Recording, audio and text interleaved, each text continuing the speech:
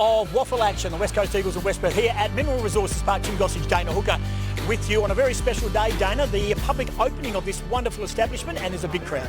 Yeah, absolutely. It's a fantastic day for football and a fantastic day for the West Coast Eagles. The first official home game for the Waffle team here.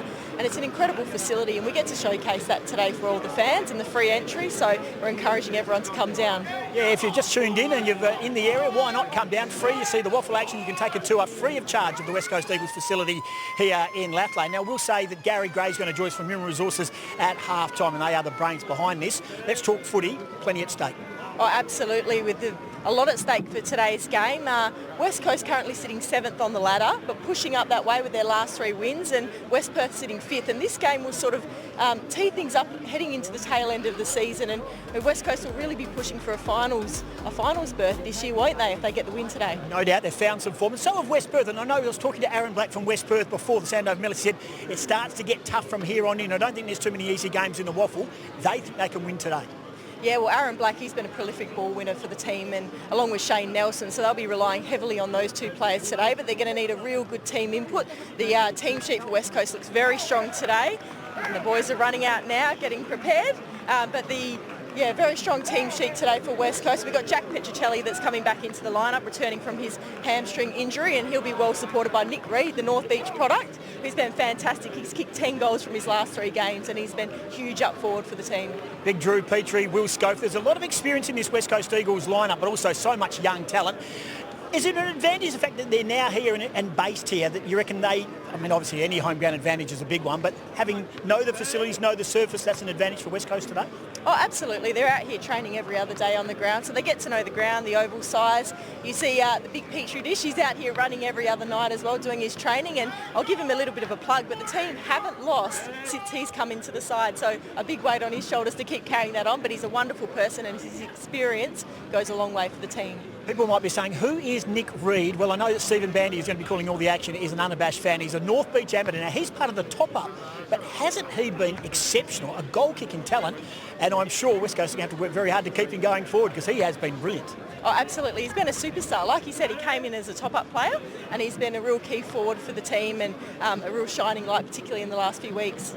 Massive at stake today for the West Coast Eagles. They're on a roll. So too West Perth. Who's your tip? What's the headline we're going to see tomorrow, Dana, after this waffle game here at Mineral Resources Park? Well, I think for the opening, West Coast will put on a nice win today. I'd like to see that. I think 35 points. And they'll really work with the experience that they've got, and a couple of key players coming back into the side, including Jared Brander as well today. Dana Hooker will be working the boundary line all afternoon, keeping us updated with any news on the boundary line from the West Coast Eagles and West Perth. Plenty at stake. We're looking forward to the opening bounce. That's just around the corner. Let's go upstairs to our ball-by-ball commentator, Steve Bandy. Thank you, Tim. Great work down there. Dana Hooker on boundary for the day. Very exciting. What a marvellous afternoon, conditions-wise, we have here at Mineral Resources Park. 5th versus 7th in the WAFL competition. West Coast Eagles searching for their 4th straight victory. Funnily enough, their last loss came at the hands of the Falcons all the way back in round 9. That was at Joondalup Arena. And it seems from then on, after the break and the bye the boys had, they've been able to string a fair few number of quality games of football together.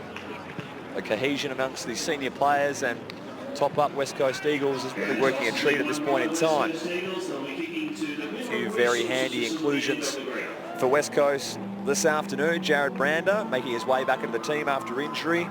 Brendan Archie, after spending the 1 week at AFL level, welcoming him back. As we see, the captain Fraser McInnes has won the toss, and he's elected to kick to the right of screen to the Mineral Resources Park end, as it's now probably known. We also see Jack Petricelli, the lightning quick Sonic the Hedgehog man, return. And let's hope he burns a few opponents away in this afternoon's proceedings. Will Schofield also wonderful to see him back here at waffle level. No doubt a class above the rest. Tim Gossage joins me. Well, that was quite a hike. You seem quite out of breath, big fella. Where's the fitness at, you reckon? No, there's no fitness. Hey, good on your thumb. Good to be here. Great venue. Lucky enough to be here during the week to get a bit of a tour from yourself and getting a look around. But great to see a wonderful turnout so the West Coast Eagles fans can see what their players have as regards to the resources, of course. And I'm looking forward to this game. There is so much at stake, of course. Not so much all about winning for West Coast, but now that they've got a sniff of it, I think they'd love to have some September action. And West Perth, well, they've been fighting for their football survival over the last couple of months, or in particular the last 12 months. And I was talking to Aaron Black pre-game, and he said the boys are in a good headspace and they're really looking forward to putting on a show today and really have a chance to entrench themselves in the top 4, top 5. But West Coast, it's a good lineup, a really good lineup with nice top-ups. Looking forward to seeing this clash today. Absolutely, and the turnout from fans this afternoon has been first class. Look at them just banking up on the hill there on the left, Tim Gossage. Yeah, plenty to do. There's that beautiful stadium. I mean, it really is fantastic. And today you can get apart from the administration area, and you can really get a full view of it and go through and have a look.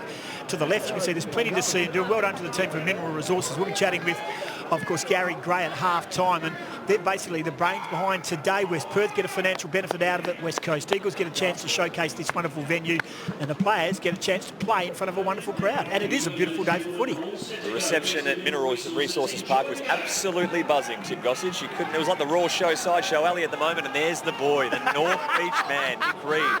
Could he be in better form, this kid? He's the 6'6", he's in the goal square, so he's the key man up forward, Mandy. One out. By Paddock, he says. How'd they go yesterday, North Beach against Scarborough? They got thumped. It's only Wembley by Trinity as well. And there is Kurt Mutimer, who does use the ball brilliantly. He's one of the best ball users at this level. He's got a big day today as he stands alongside Shane Nelson, a prolific ball winner for West Perth. We're ready to get underway. Mineral Resources Park. Here's your call-up, Steve Bank. A little bit of history in the WAFL, the first ever home game for the West Coast Eagles here at Mineral Resources Park, and Bailey Williams able to win the first hit out, but it's going to be West Perth getting their hands on the footy early. Quick snap around the corner from Pearce. Good defensive pressure there from Curnow. West Coast applying pressure. They're able to retain the footy. Quick kick to the wing. Brooksby underneath it. Can't gather. Nelson, such a prolific ball winner for the Falcons. Gordon's handball to Strike, the ex-West Coast Eagle. Sends one long to the flank. Williams sits underneath it. He's well spoiled. Frantic footy. Watson with a little toe poke. Strike goes to ground. Got plenty of time though. Petruccelli there. Mutimer hovering. A little bit of a turnover. Sloppy early doors. Here's Matty Allen wearing number 50. If you don't mind, raise the bat. Puts it in front of Nick Reid. Nothing between him and the goals. Can it sit for him? He traps it nicely. Bit of Kyrie Irving with the bounce on the non-preferred right foot. Big contest there from Jake Waterman. Little hands out. Can't sit for Smith. Waterman back onto it. Back feed to Reid. Options presenting. Puts it at the feet of Waterman. They're back treading. Good pressure there from the Falcons. Crowd demands ball. Nothing doing. Ainsworth on the preferred left. Sends one to the top of the goal square. McInnes has 2 to beat. Provides a hell of a contest, but in the end, West Perth able to concede the behind. Good defence by West Perth. West Coast had a number of chances. I thought Reid probably could have had a shot, or at least centred the ball a little bit earlier than that, but in the end, good defence by West Perth. But they're under attack early. West Coast getting good ball use, 4 to 50. Good use of the body there from Schofield, taking the intercept. He wants to move quickly, won't have the distance. Puts it to the hot spot. Fraser McInnes in the goal square. Good fist forward from the Falcons through the goals. West Coast peppering early, 2 behinds. West Perth yet to get off the mark.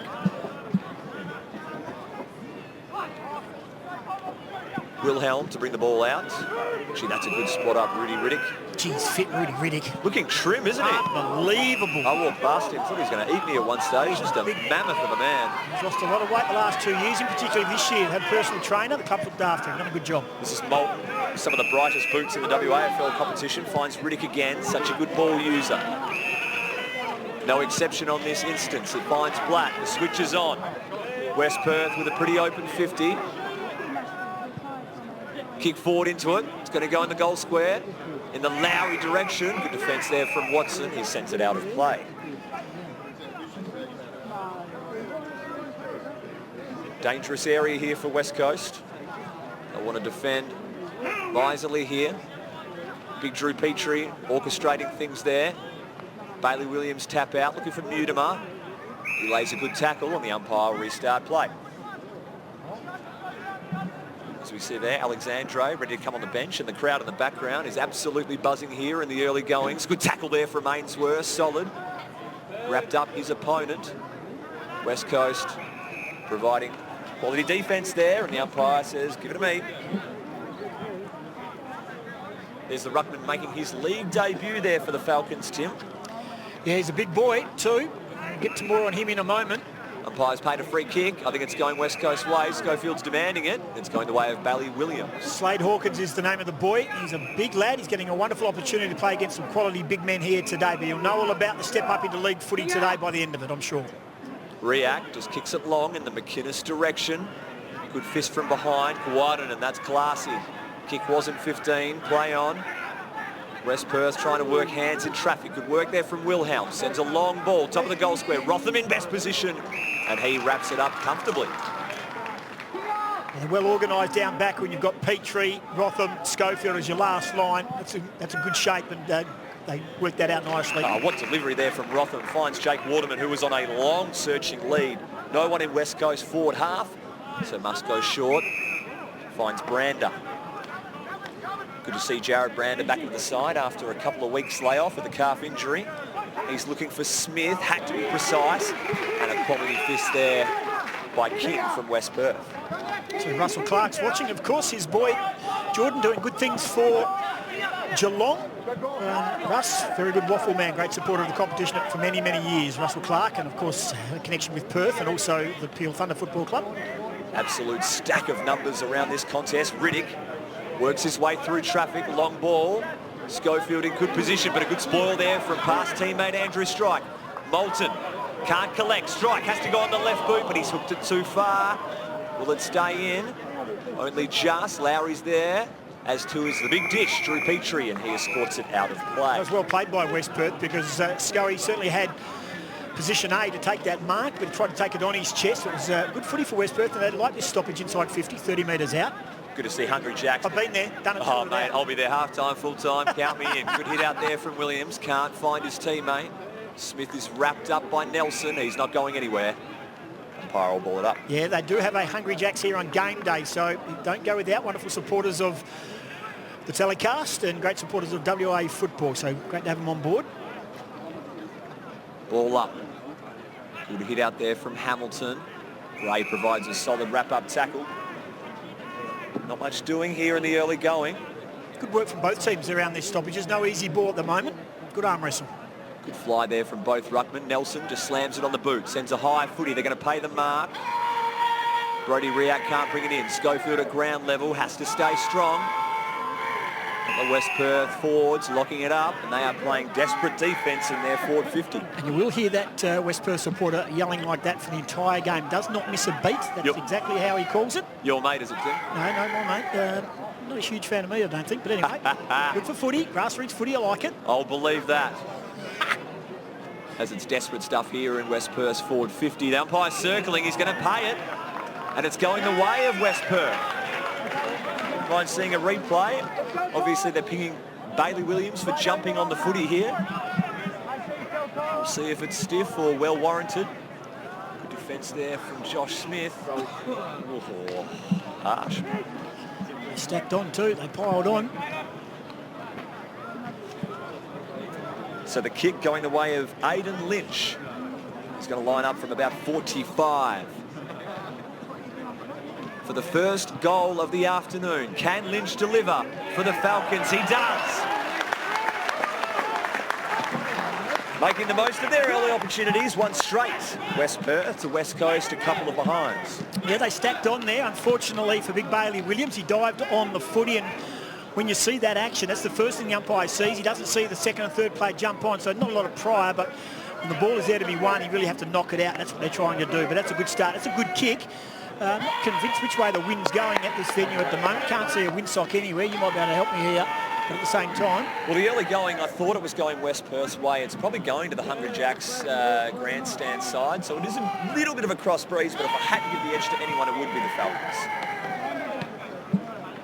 Good finish there from Aidan Lynch, the 2014 Waffle Prendergast medal for best in the reserves competition. Absolutely. You see you getting reward for effort. Good to see him stick around too, because you know you get stuck in the reserves and the Waffle. Sometimes it gets too hard, but he's getting his reward now. Couldn't agree more. Good hit out there from Hawkins, the first gamer, but it's Ainsworth who sharks it. Reed, what a deft little give that was to Hamish Brayshaw. Puts it to full forward, not to the advantage of a teammate though. I think Waterman will be happy to see that one out of play. Jake Waterman, of course, the leading goal kicker for West Coast. This 2019 Waffle season with 22. Not bad, seeing he's only played 7 games thus far. Umpire brings it in. Brooksby finding McInnes playing a rare roving role, the big fella, but he's claimed by a couple of Falcons. See a ball up. He's been in good touch, Keegan Brooksby. See if he can get the better of his man here. Hit out towards the boundary. West Perth can't keep it in, however.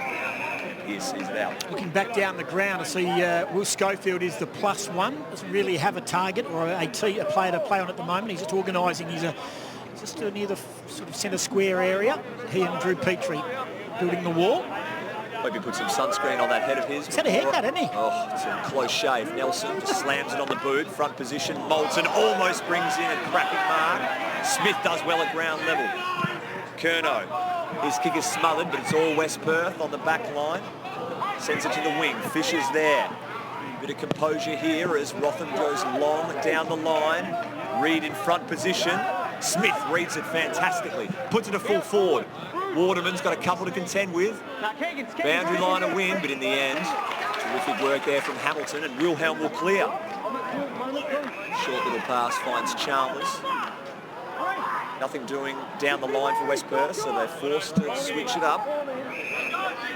Plenty of changes for West Perth. Riddick's just checked in. He's the free man. Oh, gee, he was going to get that footy. He came on quickly for Nelson. Strike also came off the ground. And there's a couple of the boys, of course, with the best seats in the house. Lots of supporters there up the top. Great view here at Mineral Resources Park, the cafe.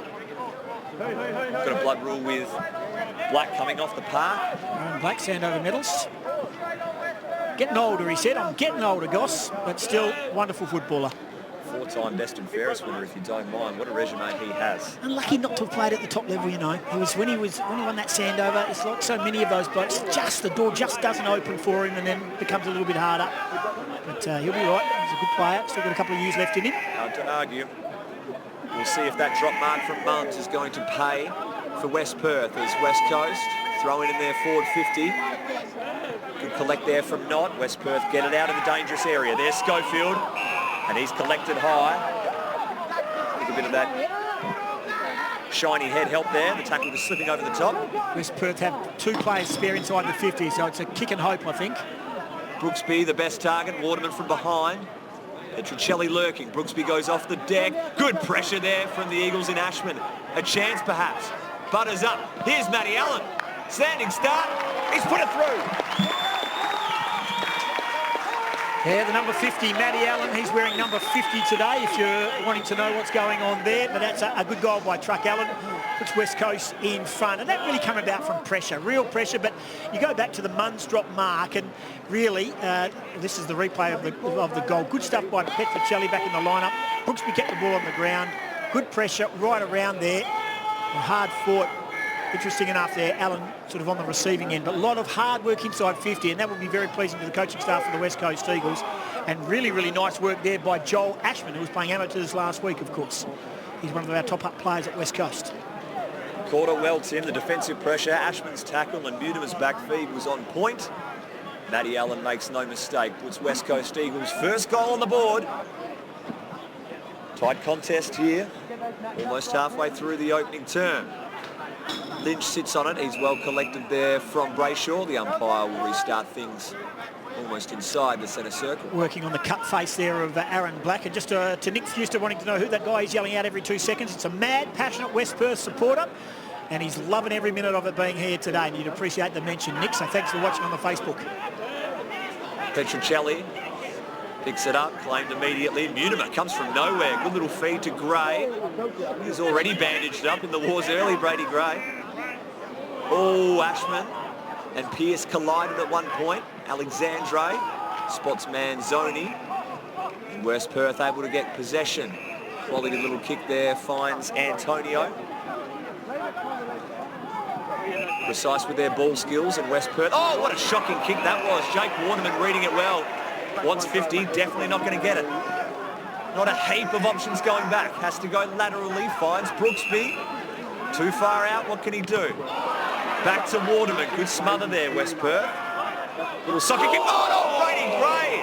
What a collision that was, and look at West Perth coming to remonstrate. He has not moved. Umpire's down. Wow, absolutely lined him up there, Brady Gray. Not too sure who that West Perth player is. There's a lot of push and sharp. Now the umpire's going for the notebook straight away. Umpire was also fell behind play. So we might be waiting and delayed for some time here as we wait the stretcher. They signal the stretcher. I can't see who that is, unfortunately. Oh my goodness, I think it's West. I think it's Connor West. West, yeah, son of Robbie West, of course, former West Coast Eagle. Grandson of Grant Dorrington, long-time official. Jeez, that was a hard hit, Tim. It was extremely tough. He's gone straight into the book as Brady Gray. The umpire is writing his name in that book. I think it's assumed there'll be a man down for the remainder of the game, West Perth. So there's going to be a long delay here. So far in this game, as we've gone 14 minutes and a touch, goals to Matty Allen and Aidan Lynch. But yeah, Connor West, son of Robbie. As we take a look at some of the fans, a good crowd too. Plenty of support here for West Perth. It is a West Perth home game, just to reiterate that, but it is a chance for the West Coast Eagles to showcase this wonderful venue at Mineral Resources Park. And there's a lot of concern about Connor West with the stretcher. He certainly would be putting a bit of spice in this game. It was already fairly physical, but we can guarantee you one thing, that Brady Gray is on report. As part of this wonderful crowd, wonderful supporters, and the burgers are better at Hungry Jack's, who are our major supporting partner of our telecast. And if you are watching, thank you for tuning in wherever you are. You are doing the halftime burger run though, right? I've been there, done that. No, for the team. There's no I in team, mate. There's 5 in individual brilliance. That's a fair few West Coast Eagles senior players with the best view in the house. Won't name them all out for you, but the majority of players that aren't playing, and some senior Eagles, Luke Shuey, Tom Hickey there, and Oscar Allen with some of the better shades you'll see. Jackson Nelson, actually the leading ball winner the last time these two sides met. He and Chris Marsden, who both, of course, played on Friday night against the Pies. So this is a very long delay, and we have great concern for Connor West as they put him on a stretcher because he did not move after that heavy bump, of course. So if you are watching, there is plenty of people on Facebook and YouTube. We'll keep you posted if we can get an update on the health and well-being of young Connor West.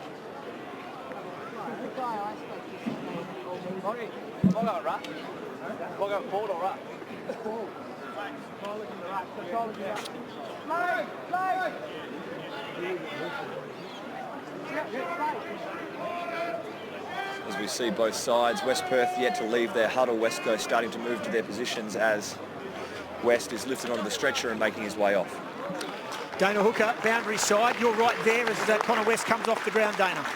Yeah, Connor West coming off an absolutely massive hit there by Brady Gray, but hoping for the best for Connor. But just heading back into what was happening in the game earlier on, it was interesting. West Perth set it up with one extra player into defence at the start of the game, but as the flow of the game, and once they settled quite quickly in the first 5 minutes, they actually just went back to one-on-one. But some impressive ruck work from Keegan Brooksby. I've been quite impressed seeing him close on the boundary and his craft work there. And if West Coast can get on the ends of his crafty work, that should help on the scoreboard. Is he conscious, Connor West, Dana? We've been able to get a glean of some of the players went over to him just then. If you're just checking his condition. Yeah, there's a lot of support staff around him, so it's quite hard to see, but there wasn't much movement when he was on the floor and when they moved him onto the stretcher. So it looks quite a nasty injury for him, but hoping for the best. Keep us posted if you can. We'll get that out to our viewers right around on Facebook and YouTube, of course. Automatic 50-metre paid from the incident. Gualdanen sends it inside 50 with a very long kick, but Fisher, sturdy hands he has there. takes a quality intercept grab. I think in the next 2 or 3 minutes might be worth watching. Sends to Waterman, had to wait underneath it. The umpire said he infringed. Free kick going against King on that occasion. Waterman wants to backtrack, finds Rothman. Petrie, marshalling matters down there in defence. Riak finds Schofield, wants to move it quickly. Fisher to Watson. Darting ball to half forward. It's a quality ball. Ashman has it, wants to move it quickly on the left. Has McInnes open. That's great ball movement there from West Coast Eagles. Yeah, coast-to-coast stuff. They took a bit of a punt there. I think Petrie came back inboard. There was an offer to go wide, but he said, well, shortest way home, boys, is down the middle. And well done to Ashman. Got around onto his left quickly. Heads-up play. This is a very big chance for Fraser McInnes, who's played back and forward and battled on through a bit of injury. The skipper. This will be a tough one. A bit into the breeze. The non-preferred side for the left footer, but he's going to give it his best crack here. McInnes to the goal square. High fly there from Petricelli. But all he can do is help it on its way. Yeah, so West Perth are a man down, and we'll probably imagine that will be for the rest of the game. So that might be significant come later in this contest if it's remaining close. Munns has Chalmers as a safety release on the back flank. He moves it down the line. Brayshaw with the fist. Schofield can't hold on to the tackle. Chance for Petrie v Knott. What a size mismatch that is. The veteran does well. Mutimer shrugs the Knott tackle. Watson, crafty. Oh, good tackle there from Knott. Play on advantage. Nelson's a bit confused. Runs into trouble. Just goes off the deck there, Knott. And it's out of play. That's his style, though. He's a different cat, Keegan Knott. He's a ripping fella, former North Beacher, wasn't he? And then I'm pretty sure he was at North Beach and Amos, and then of course he was also at the Claremont Footy Club. Good fella, ripping fella. Wouldn't surprise me the amount of champions they're pumping out there down at the local. I didn't say he was a champion, I said he's a ripping fella. There's a big difference. Hey, I'll complete the sentence for you, mate, don't worry. That was a 10-year reunion last night. Large. Schofield to Smith. Nice to see you here. But you and me both. Goes to the wing. Brooksby the target. Reed collects. Has a back feed, but he's under the pump, Brander. What a tackle there from Manzoni. Crowd wants ball, nothing doing, and the boundary line probably a win for West Coast. Yeah, he didn't have the awareness that someone was going to close him down. Pretty lucky, I reckon. There's not a lot of pride. The tackle was strong. Almost needed to hold him up for the tackle. Williams wins the hit out. Brayshaw does well. Gives it back to his big man. Blind handball really in the end. This is Keitel up the ground. Deft little ball. Finds Moulton. Pretty open 50 for West Perth. Wants to move it quickly. Sees the lead from Knott. Put it on his head a little bit. Good spoil there from Watson. You're out here. Oh, what a collect. Look at him burn outside on the far wing. Kicking board. Well done from Reed. Not much in it there, I don't think. Oh, There was. oh. There was something in it. The umpires are on guard. He takes the mark. Yep, no need for it. Absolutely no need. Nowhere near the footy. Dead set right decision. It'll split the box on that one, I think, Tim. This will take Reedy's best effort. He's got a thumping left boot, but he's going to have to strike it from about 55 metres out. West Perth have set up very well in their defensive 50, so short lead's not an offer at this stage. Nick Reed, second in the leading goal kicking for West Coast in 2019. He's hooked it. Oh, almost goes to Jack Petricelli in the pocket, but can't hang on. So Brian Hoskin, who's watching on Facebook. Brian, if you just look at the top left side of your screen, it's got the score there. Hopefully you can see that on your screen. Are you clipping supporters now? No, he's just letting us know he doesn't know what the score is. I'm just looking at the same screen he's looking at. It says 9-6 West Coast. Bit confusing for the young fella. Go on, tell him. Fisher. Oh, he has played 15. I don't think Fisher thought it was, and in the end, his kick for distance will have a throw in inside forward 50. As Michael Watkins has chimed in, it's the graphic top left of your screen. They're all chiming in. He might be on wide angle. He might be on the old. You never know. Bad crop, maybe. Just to help the man out, we've played 22 minutes here in the first term. All right, we'll do it for the whole game now. McInnes wants to go back to Mutimer. Good smother there from Black. He has a couple of smothers in a row against Mutimer there. Manzoni collects. West Perth really under the pump here. Oh, fumble there from Chalmers, but no one goes near him. Lynch A little kick down the line. Look at Strike. Manoeuvres himself nicely. Wants to switch play. Gee, that's good vision by Strike, isn't it? Good vision. Puts it out for King. Not much on offer. He's got to wait for a teammate to present. Short little pass to Wilhelm. That just changed the whole dimension of the game then. Oh, that's a dangerous kick. Kick there. Pecoraro. Could collect at ground level. A couple of Eagles fly. Watson pulls rank over Petrie. Takes a good mark. He's moving well today. Frankie absolutely looks on top of his game. This is Rotham. Short pass finds Williams. Frankie Watson walks like Harley Bennell and moves like Lewis Jetta. It's a wonderful combination. McInnes has to go back with the flight. Ashman tries to bullock his way through. The Seas part for Reed. Little back feed to Ainsworth. Brady Gray just able to gather, turns his opponent inside out. Little step inside too. Gives it to Reed, kick on target. Has that gone on the roof? I don't know if the camera's picked that up. But why is there another footy on there? Yeah, there's another one up there, so that's two gone. Do you have the West Coast Eagles an allocated ball getter? I see. Is there any access to the roof? I'm not putting my hand up. That is a long way in the air. There's two footballs now sitting atop the roof of Mineral Resources Park. Wilhelm shanks it. Brander stands tall. Short pass finds Ainsworth, too far out for the silky winger. Got a few options inboard, but they're ignored. Little feed to Rotham. He goes bang from outside 50. Has it got the line? It doesn't. Just across the face. Bit of inaccuracy sneaking in for West Coast point of view at this part. 1-5-11 to 1 straight is the score. They haven't been easy attempts though, I'll give them that. Long kick from West Perth is on point. Turn your phone on the side if you're trying to find them. That's what everyone's telling everybody to do.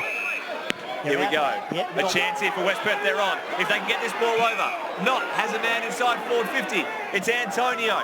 He looks for him on the lead and the kick is precise. Fisher was treading water there. Didn't know whether to cut off the lead or to run back to the defensive goal square. And in the end, a bit too much time and space for the Falcons. Not did well then. Didn't rush his decision. Waited for the little tick lead from Braden Antonio. And West Perth against the run of play. An opportunity to take the lead. Antonio has to start it at the right stick. He's absolutely split the middle. West Perth in front. There was good use of the football by Keegan Knott because he had options and he probably thought, well, I could kick to the square and make him run onto it, or I'll come back the other way. He chose to pull the kick, straighten things up. Here's the replay. Clever. Now, he could have gone left and he went around his body, and that is a beautiful kick. That dissected 3 West Coast Eagles. And when the hard work's done for you, you've got to connect, and that's exactly what Brayden Antonio did. That's a good recovery and a good fight back by West Perth to take the lead. 2 goals to 1-5. And, of course, West Coast have wasted a couple of opportunities. Some of the leading stat getters for the West Coast Eagles in this game so far. Braden Ainsworth's had the 5, 4 to Francis Watson. Jake Waterman's had 8 disposals, 5 to Smith and Rotham. And for West Perth, a number of players with 5. Blake Wilhelm has had 5. Mitchell Pearce has also been busy with 4. And Shane Nelson, no surprise, has had 8. Precision ball movement there from the Falcons. Worked it from full-back, goal in 4 kicks. Ainsworth with the clearance. McInnes in front. Good roving there from Waterman. He's claimed from Pecoraro, but McInnes quickly back onto it. Brander escapes the tackle. Goes to Brooksby at full forward. Hasn't got the carry. It's bounced through for the Eagles. Talk about something out of nothing there from Jared Brander. I don't think he was heading for the big sticks, but he'll take every bit of it. Pretty happy with it. Here's the replay here. Good football. Middle of the square. Just cleared everybody. He really was just poking it to the hot spot. And it has rolled, travelled in full distance, probably 65, 70 metres. So it got a bit of help, of course, the rolling part of the equation, but kicked it straight, and that's a good response by the West Coast Eagles. They'll be happy with that. So the scoreline certainly has West Coast back in front by 5 points. For those just joining us, West Perth already a man down in the rotation. Score's gone off the screen then on cue. With Connor West being escorted off the field from most likely concussion. and Brady Gray in the book. We'll see if he lands himself in some hot water during the week. Plenty of numbers around this ball. Quality tackle there from Ainsworth. On Black. Have another ball up. 17 plays 12. Going to be a long quarter, of course, because if you just tuned in, Connor West off the ground on a stretcher after a heavy hit from Brady Gray. Brady on report. Yeah, I just said that, yeah. Brooksby against Dawkins. Brooksby, beautiful hat out. Finds Waterman. Watson on the end of it. Short pass finds Reid. He's presenting well, Nick Reid. Hasn't been his cleanest day so far, but his work rate's outstanding. His left foot ball. McInnes on the lead. Should gobble this one up. Oh, strong hands there from the skipper. Good stuff. Plays on. Wants to send it to the dangerous area. Matt Allen, the Waterman across the face. Umpire said no dramas there. Good stuff there from Jake Waterman. He'll line out. About 20 metres out, almost directly in front. Smart kick from the skipper, Fraser McInnes, and well done also to Matty Allen, who just provided a body to allow the marking forward to take it. That's good footy, good organisation. And this is back-to-back goals for West Coast, so a very handy finish to this first quarter. Coming up to almost 10 possessions in the opening term from Jake Waterman. Yeah, been busy at both ends of the ground. He worked hard down back for a brief stint as well. A bit of reward for effort here for the West Coast Eagles. Waterman makes no mistake. The West Coast are able to skip away a little bit here. They are. Plenty of support, don't forget, thanks to Mineral Resources. Mineral Resources Park is an open day for the fans, so if you're in the area and want to get down, still plenty of time to do so. Come down and see the Waffle football, but also come down and see this wonderful venue. Look at that, absolutely superb. It is a West Perth home game, but it is a West Coast presentation, of course. Marion Prendergast is listening in Dublin and loving it. Good on you, Marion. We appreciate that. And I know that I think Kim Udi is live and clear listening to this in Bali. So good to have plenty of people listening to and watching our telecast thanks to Hungry Jacks of the West Coast Eagles waffle action. 23 plays 12 now. The West Coast Eagles with that goal on the board. 3-5 to 2 straight. Ball back in the middle. Brooksby against Keitel. Brayshaw does well. Ainsworth, beautiful little back feed, goes through the hands of Flint, the second gamer for West Coast. No damage done, however, as Rotham finds Matt Allen. Yeah, just confirming that scoreline, it's 23-12 West Coast. Short little pass. Waterman again presenting so well, both inside and outside of his forward 50. Oh, what a take there from Pecoraro with the one hand. Huge raps on the boy, absolutely huge raps. Come from the amateurs last year, coached by a former Fremantle Docker, Anthony Grover. Ball goes over the back. Good work there from Lowry. Finds Nelson. Wide handball to strike. Searching ball. Hawkins the target, gathers just inside the boundary line. West Coast made sure he's going nowhere for a ball up. Yeah, Pecoraro, really good player. Look at this for an intercept. Just got back there with the hands. There's huge raps on this boy. As I said, just was knocking around playing Amos. I think for Kingsley. And Andy Grover said, you're too good for this level, man. And I think the people at West Perth think he could go to the next stage as well. So I'm sure there's a few scouts keeping an eye on him. Brooksby controlling things in the hit out. Ainsworth kick goes straight to the man in focus. Pecoraro.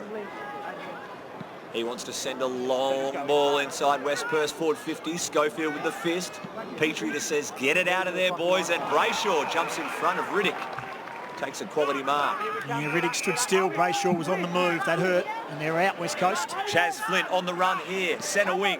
Sends the ball inside 50. Nick Reid can't sit for him. Good hit there from Waterman. Oh, up for grabs here. West Coast have some numbers. Nick Reid.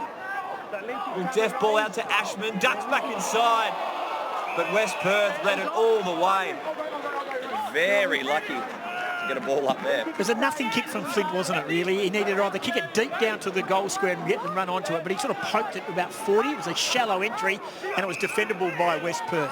It is holding the ball. Correct decision there. Wants to go long down the line. Petrie in best position, and there those solid hands from the 332 gamer. Ah, the great West Coast Eagle. Big Drewy. As Dana touched on pre-game. There's the siren for quarter time, Tim, and a solid quarter as far as West Coast are concerned. Yeah, good quarter of footy for both teams. West Coast 8 scoring shots to 2. It's 3-5, 23. the West Coast Eagles, and West Perth are 2 straight. And the goal kickers for the West Coast Eagles, Brander and Allens, also kicked a goal. And not too sure who kicked the other one. I didn't mark it down. There's 3 goal kickers for the West Coast Eagles. Brander, Allen. Anyway, we'll get to that for you in a brief time. So there it is. It's a handy 11-point lead for the West Coast Eagles. We'll take a break and come back. No break, sorry. We're going to take a look at maybe some first quarter highlights as Drew Petrie gets the low 5 and the high 5 from his teammates. Just repeating, Connor West is off the ground. Here are some of the Hungry Jacks highlights early doors. And that was penalised holding the ball against Vic Bailey-Williams, and Lynch, who's plays it hard and tough and low to the ground.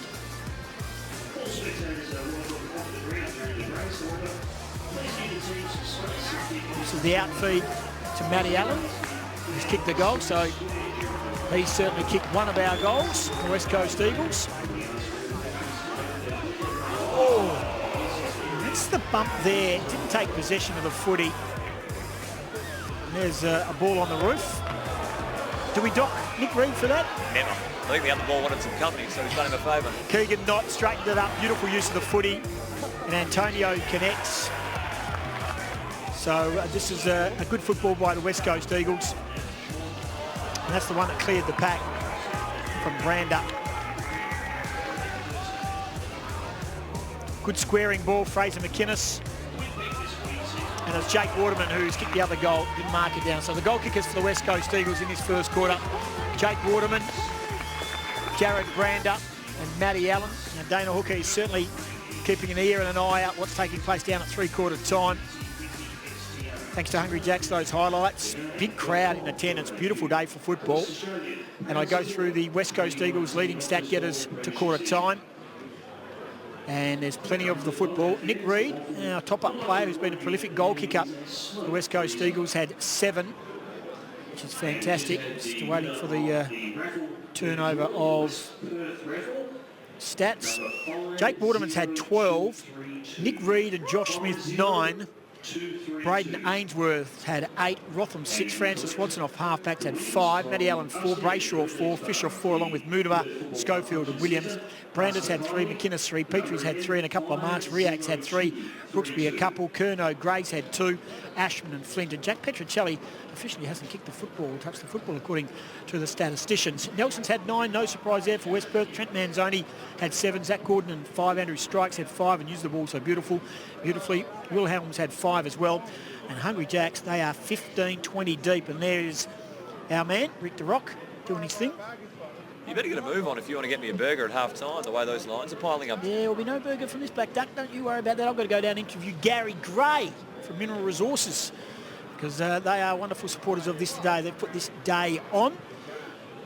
And I saw Neil Fong, former chairman of the Football Commission, of course, president of West Perth, and he was staggered and overwhelmed and really blown away by the facility here at Mineral Resources Park. And well, let's hope West Perth can really find some financial stability going forward as well. It's wonderful those fans can come inside and check out some of the inner sanctum of the West Coast Eagles Football Club. There's a couple of glass windows where they can look into the world-class gym and indoor training hall and get a look into the ECU broadcasting studio, Tim, where we're going to be doing some of our best work as well. But it really is well worth the trip down to Lathlane and checking out some of the facilities here at Mineral Resources Park. It's an 11-point lead to the West Coast Eagles, 3-5-23 to 2 straight 12.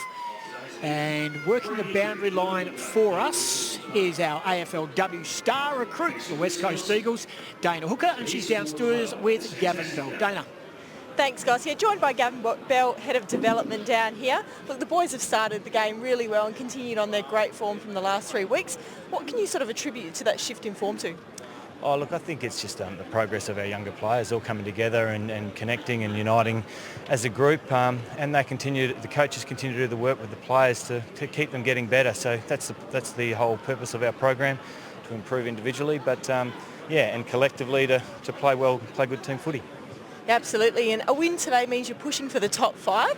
Is a finals berth something that you really set your sights on at the start of the season, or has that really just come about in this recent form?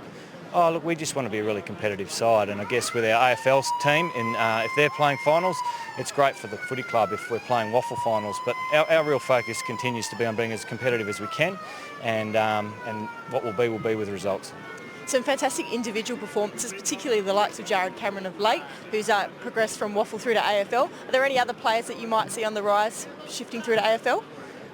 Look, I guess across the board we just want to have really good depth of our players, and making sure that if we lose a player at AFL level, like last week we lost Josh Kennedy, Brendan Archie comes in, does the job for us. So yeah, we just want to have plenty of options there for Simo and match committee to select from if and when required. Fantastic. Thanks very much, Gavin, and good luck for the rest of the game. Thanks, Dana. See ya. Gavin Bell, Dana Hooker downstairs, an ex-West Perth man, of course, who I went toe-to-toe with in our coaching days. I was involved at Subiaco and he was involved at West Perth, and a very astute man and doing great things with the player development of the West Coast Eagles. He's been here since I've been here, so that's since 2008. He's been in control of the development space. Yeah. Clearly, with the amount of youngsters that we've had coming through and the signs that they're showing, him and his team are doing a marvellous job. There's Rudy Riddick. They need a bit more from him. A huge raps on his development. If you haven't seen Rudy Riddick before, he has paired off about 15 kegs in the last 2 years, 10 this pre-season, fit as a mallee bull, uses the ball beautifully. But West Perth need more from him today if they're going to get back in this contest. And they're not out of it, let me tell you. Only a couple of goals down, 3-5 to 2 straights. An 11-point lead to the West Coast Eagles thanks to Hungry Jacks. There is Rudy Riddick. Fine. He's strong, he's worked out. He did go to the same gym as you, obviously. Look at the size of him. He's a big rig. What a mammoth. He can play. He can play too. Second quarter action. Hope you're enjoying it. On Facebook, of course, the West Coast Eagles feed of this waffle action at Mineral Resources Park. We'll be catching up with Gary Gray from Mineral Resources at half-time to tell us more about their connection with the West Coast Eagles and the WA football sporting community. The West Coast Eagles will look to build on this quarter-time lead. Bailey Williams feeding straight to Matty Allen. Got some space in front of him. Kick to full forward. Brooksby can't hang on. McInnes at ground level.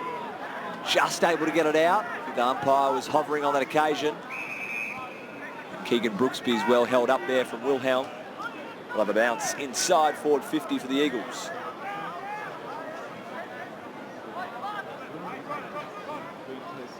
It'll be Keitel v Brooksby. Ball out to Ainsworth. Puts his big man under the pump. Nick Reid tries to trap it. In the end, lays a tackle. Does well to hold the ball up. Linda Dix is watching. She's watching this. I'm an Eagles supporter, but my nephew is the captain of West Perth. Bit of Natalie Imbruglia torn there, I do say. Gee, what a good take there that was from Keitel. I was a huge fan of Natalie Imbruglia. Whatever happened to her? This is one album on repeat for me, I think, on that occasion. Manzoni can't bring it in. Good defence played there from Ainsworth. What a tackle there from Francis Watson. A chance as West Coast advance. The ball to half forward. Good pick up from Brooksby. He holds it up. Good tackle there from Hamilton.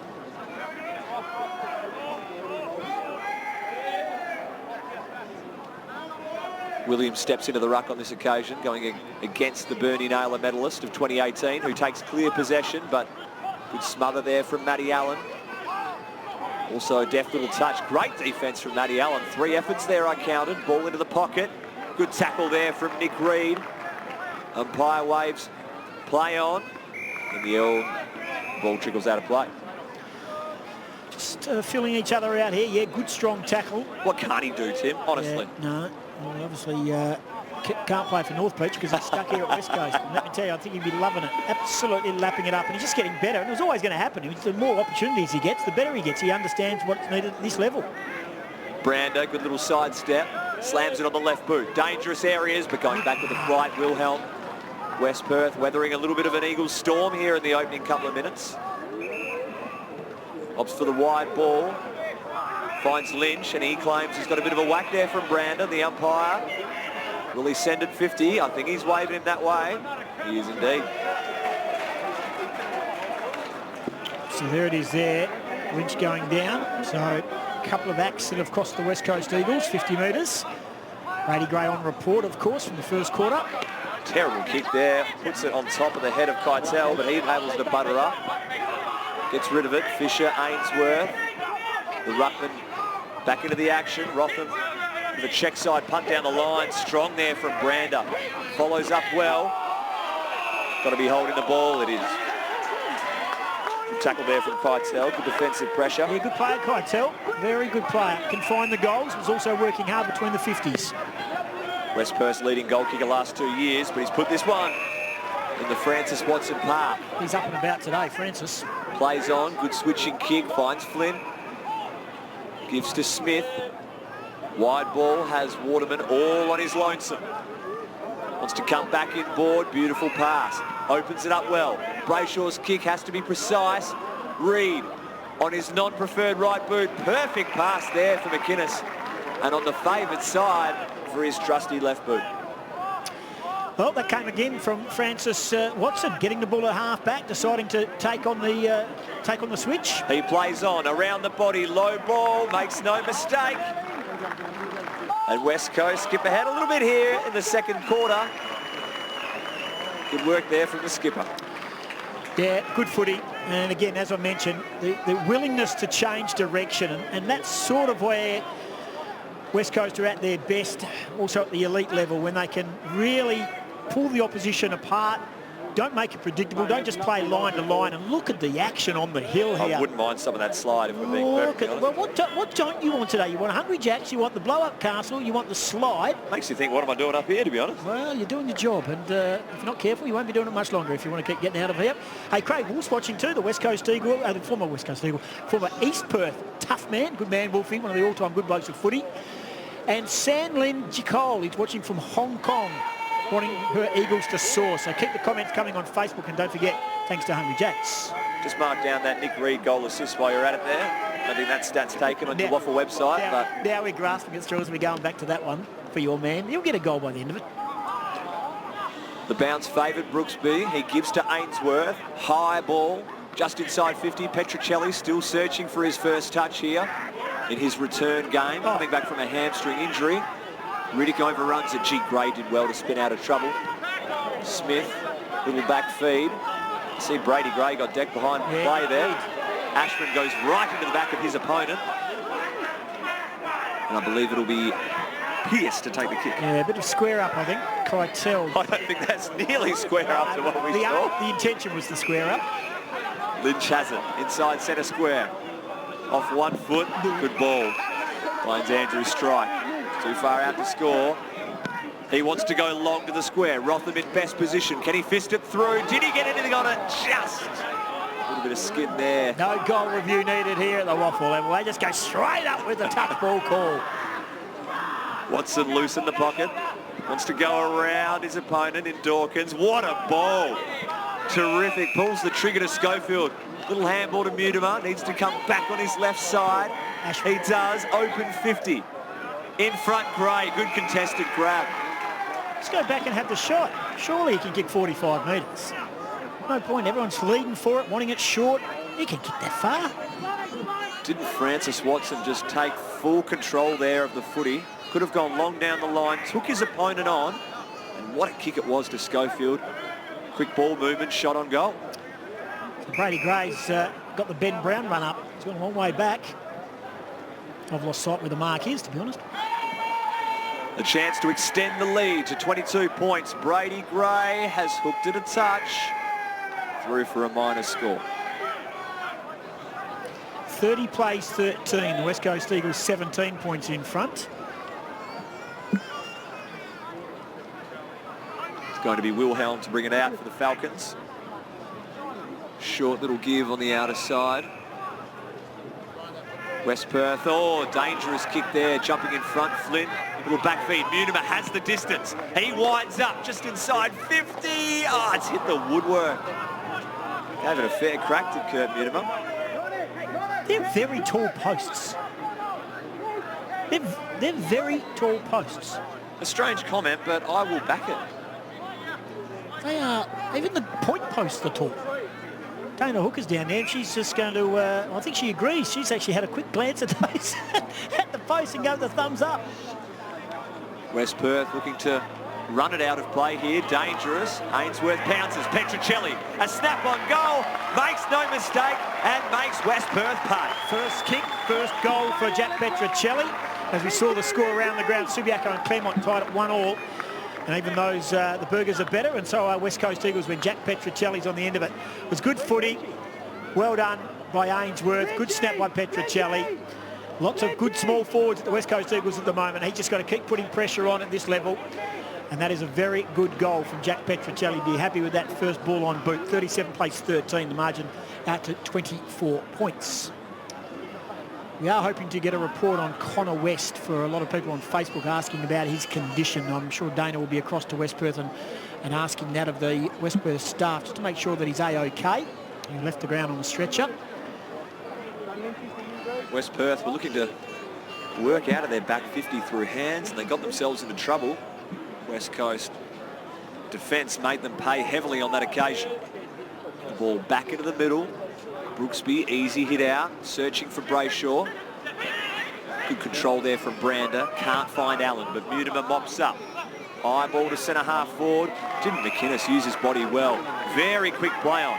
Finds his mate in Hamish Brayshaw, and a quality little give to the recent goal kicker in Jack Petruccelli. All starts from midfield dominance, doesn't it? You get the ball out of the middle, you get in quickly with the 6-6-6, no time to waste, no time for the defence to set up, and good players use the ball well, and Jack Petruccelli has a chance to kick his second goal with his second kick in a brief time. Rob Mateo's watching from Myanmar. Good on you, Rob. Appreciate that. And he's loving the live stream. Well, Hawkins didn't even get a chance to get anywhere near the ruck knock. Brooksby dominant in this second term. Petruccelli, a chance to go 2 for 2. He's worked it nicely. Bit of right to left with the breeze. West Coast in firm control here in the second quarter. Well, he's gone from getting no stats to having 2 kicks for 2 goals and to be leading the only multiple goal kicker on the ground, Jack Petruccelli. And now all of a sudden it's out to a 5-goal lead for the West Coast Eagles. West Perth are right up against it. But again, they've just got to try and square the ball in the middle of the ground here. West Perth. Jack Petruccelli, pretty happy with that, the number 21. West Coast coming off a 48-point victory over Peel Thunder down at Rushton Park last week. Just carrying over their form nicely here to Mineral Resources Park. Looking for 4 on the trot. They've got themselves into a very good position here, but plenty of time remaining. In a moment, we're going to go down to Dana Hooker and get an update on Connor West. I know she's been working diligently down there to get the answers that we need. In fact, it might be a good time to go now with this second ball up in the middle of the ground. Dana, Connor West from West Perth. Yeah, thanks, Goss. Just had a chat to a few of the West Perth staff on the boundary, and they've reported that Connor is up and walking, which is fantastic news for him. He seems okay. They've put him in a cold shower to help, but all seems pretty well on that front. And yeah, he's in a lot better shape than he was about half an hour ago. That's good news. Good report there. So there it is, West Perth fans. Connor West, A-OK, won't play again today, but certainly he's up and about, which is great news. Great work below the knees there from Brooksby. Good trap from the ruckman. Sends to full forward. McInnes in best position. Provides a good contest. Smith coming through. Can't take it. Plenty of numbers around this ball. McInnes buries his opponent into the deck.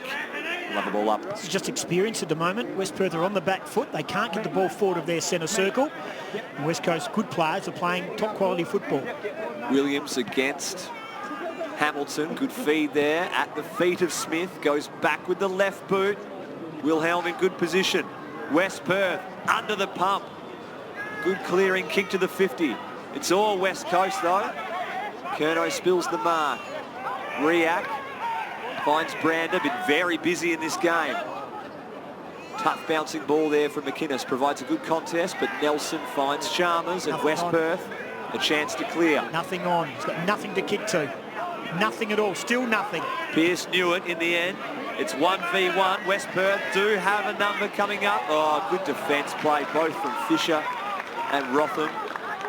And a good steadying bit of defending there from West Coast. West Coast could get him in transition here, because I can tell you Ashman's on his own on the wing, so too Brayshaw. This could go coast to coast here if West Coast use it properly.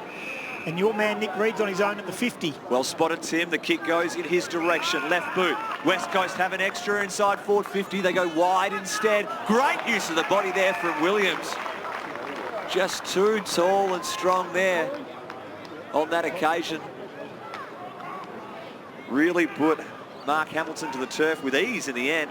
Yep. Oh, in the end, he came across, tried to get across with an early leap. And Williams stood his ground well. Yep, well, he's again a player that's just connecting with games, playing more games at this level, building his body, working hard in the gym, working hard on his skill set. He's a player of the future, Bailey Williams. I like the cut of his cloth. Played every game so far in 2019, the youngster. Starts it right, doesn't come back. A lot of questions on the Facebook. Thanks for all those comments about Jack Petruccelli, with, of course, Jamie Cripps being injured on Friday night. Where does that put Jack Petruccelli? Slightly different footballer, I would imagine. Wouldn't say it's like for like, but certainly all he's got to do is connect, kick a couple of goals. I'm sure it puts his name up for selection. Willie Rioli clocks up quite a hefty GPS total at the end of his games. Perhaps they ask him to cover a bit more of that ground further up the field, Tim, as Cripp does. Correct. West Perth toing and froing inside their defensive 50. Chance to move it quickly now. Great defensive pressure. Watson combines with Williams. West Perth still control, but they're retreating at this point. The switch is on. He splits both teammates, however. Smith tries to provide the defensive pressure. Good tackle in the end. Just gets the handball out to Spears. Lowry looking for Munns. Good work there from Ashman. Very dubious disposal. The blind handball only as far as strike. And a good releasing kick. Well, this is okay for West Perth, but this is where they stop, because there's nothing forward of the play. Keegan Knott is the only player forward of the centre on the wing, so they can try and transfer and maybe switch it down. But West Coast are so well organised at the moment.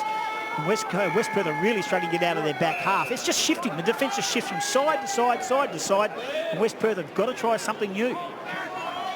Well, they don't have control inside the stoppages at the moment, so kick down the line not favouring West Perth at the moment, and that kick's an absolute scrubber. But he was pointing to say, I need something, and there was just nothing happening for him. So well, they've got to go back, but because they're under siege down back, they're getting numbers behind the footy. But when they do gain possession of the football, they've got nothing forward. So they're not going to score if this stays, the lineup and the situation and basically the structures stay the same. The Eagles' efficiency by foot so far in the opening half has been quite sublime, to be honest. Curno's long ball inside 50. Mark that, Bailey Williams. He almost does it. Cops one in the eye. In the end, Antonio just has to bomb it out of there. Terrific grab there from Curno against the experienced Black. He's going to be coming back inside the forward 50 soon. He opts for the short little pass, finds Ainsworth. A host of numbers inside forward 50. Umpire waves him on. Puts it in the dangerous area. Waterman, too strong. West Perth defence in disarray at this point, Goss. They are, and West Coast are dominating in all facets. The head-outs, the inside 50s, 26-9. That is a damning stat. As we know, Friday night, the West Coast struggled to get the ball inside 50 after half-time, in particular in that last quarter, but no problem here today. At the moment, it's West Perth that are really struggling to get the ball out of the defensive 50s. We hear Aaron Black come off the ground. Pretty unhappy, pretty animated. Waterman searching for his second goal of the afternoon. He sprays a bit to the right. Total dominance from West Coast in this second term. 45-13 the scoreline, still only halfway through the quarter. West Perth again opting to move it out with hands, go long in the end. What a terrific grab that is from Fisher. He hasn't done much wrong in every opportunity too, as a top-up. He's got a loose man just outside 50. This is Ashman. Not a ton of space to operate in. Just goes to the hot spot. Number of West Perth flyers. Lynch in the end. Kicks it about 8 metres, only as far as Mutimer. A chance for Watson. Has Flynn on the outside, opts to go himself to the top of the square. Oh, and almost, he's paid it. What a mark from McInnes. Back with the flight. Yeah, fantastic effort. Francis Watson had options out wide. He decided to slap it on the boot, but running with the flight, that is a courageous mark, but he only knows one way, big phrase, and that's a fantastic effort, and he will back it up with his second goal. Level of difficulty. Extremely high there from the skipper, but makes no mistake from the top of the square. And West Coast really putting the foot to the throat here of West Perth.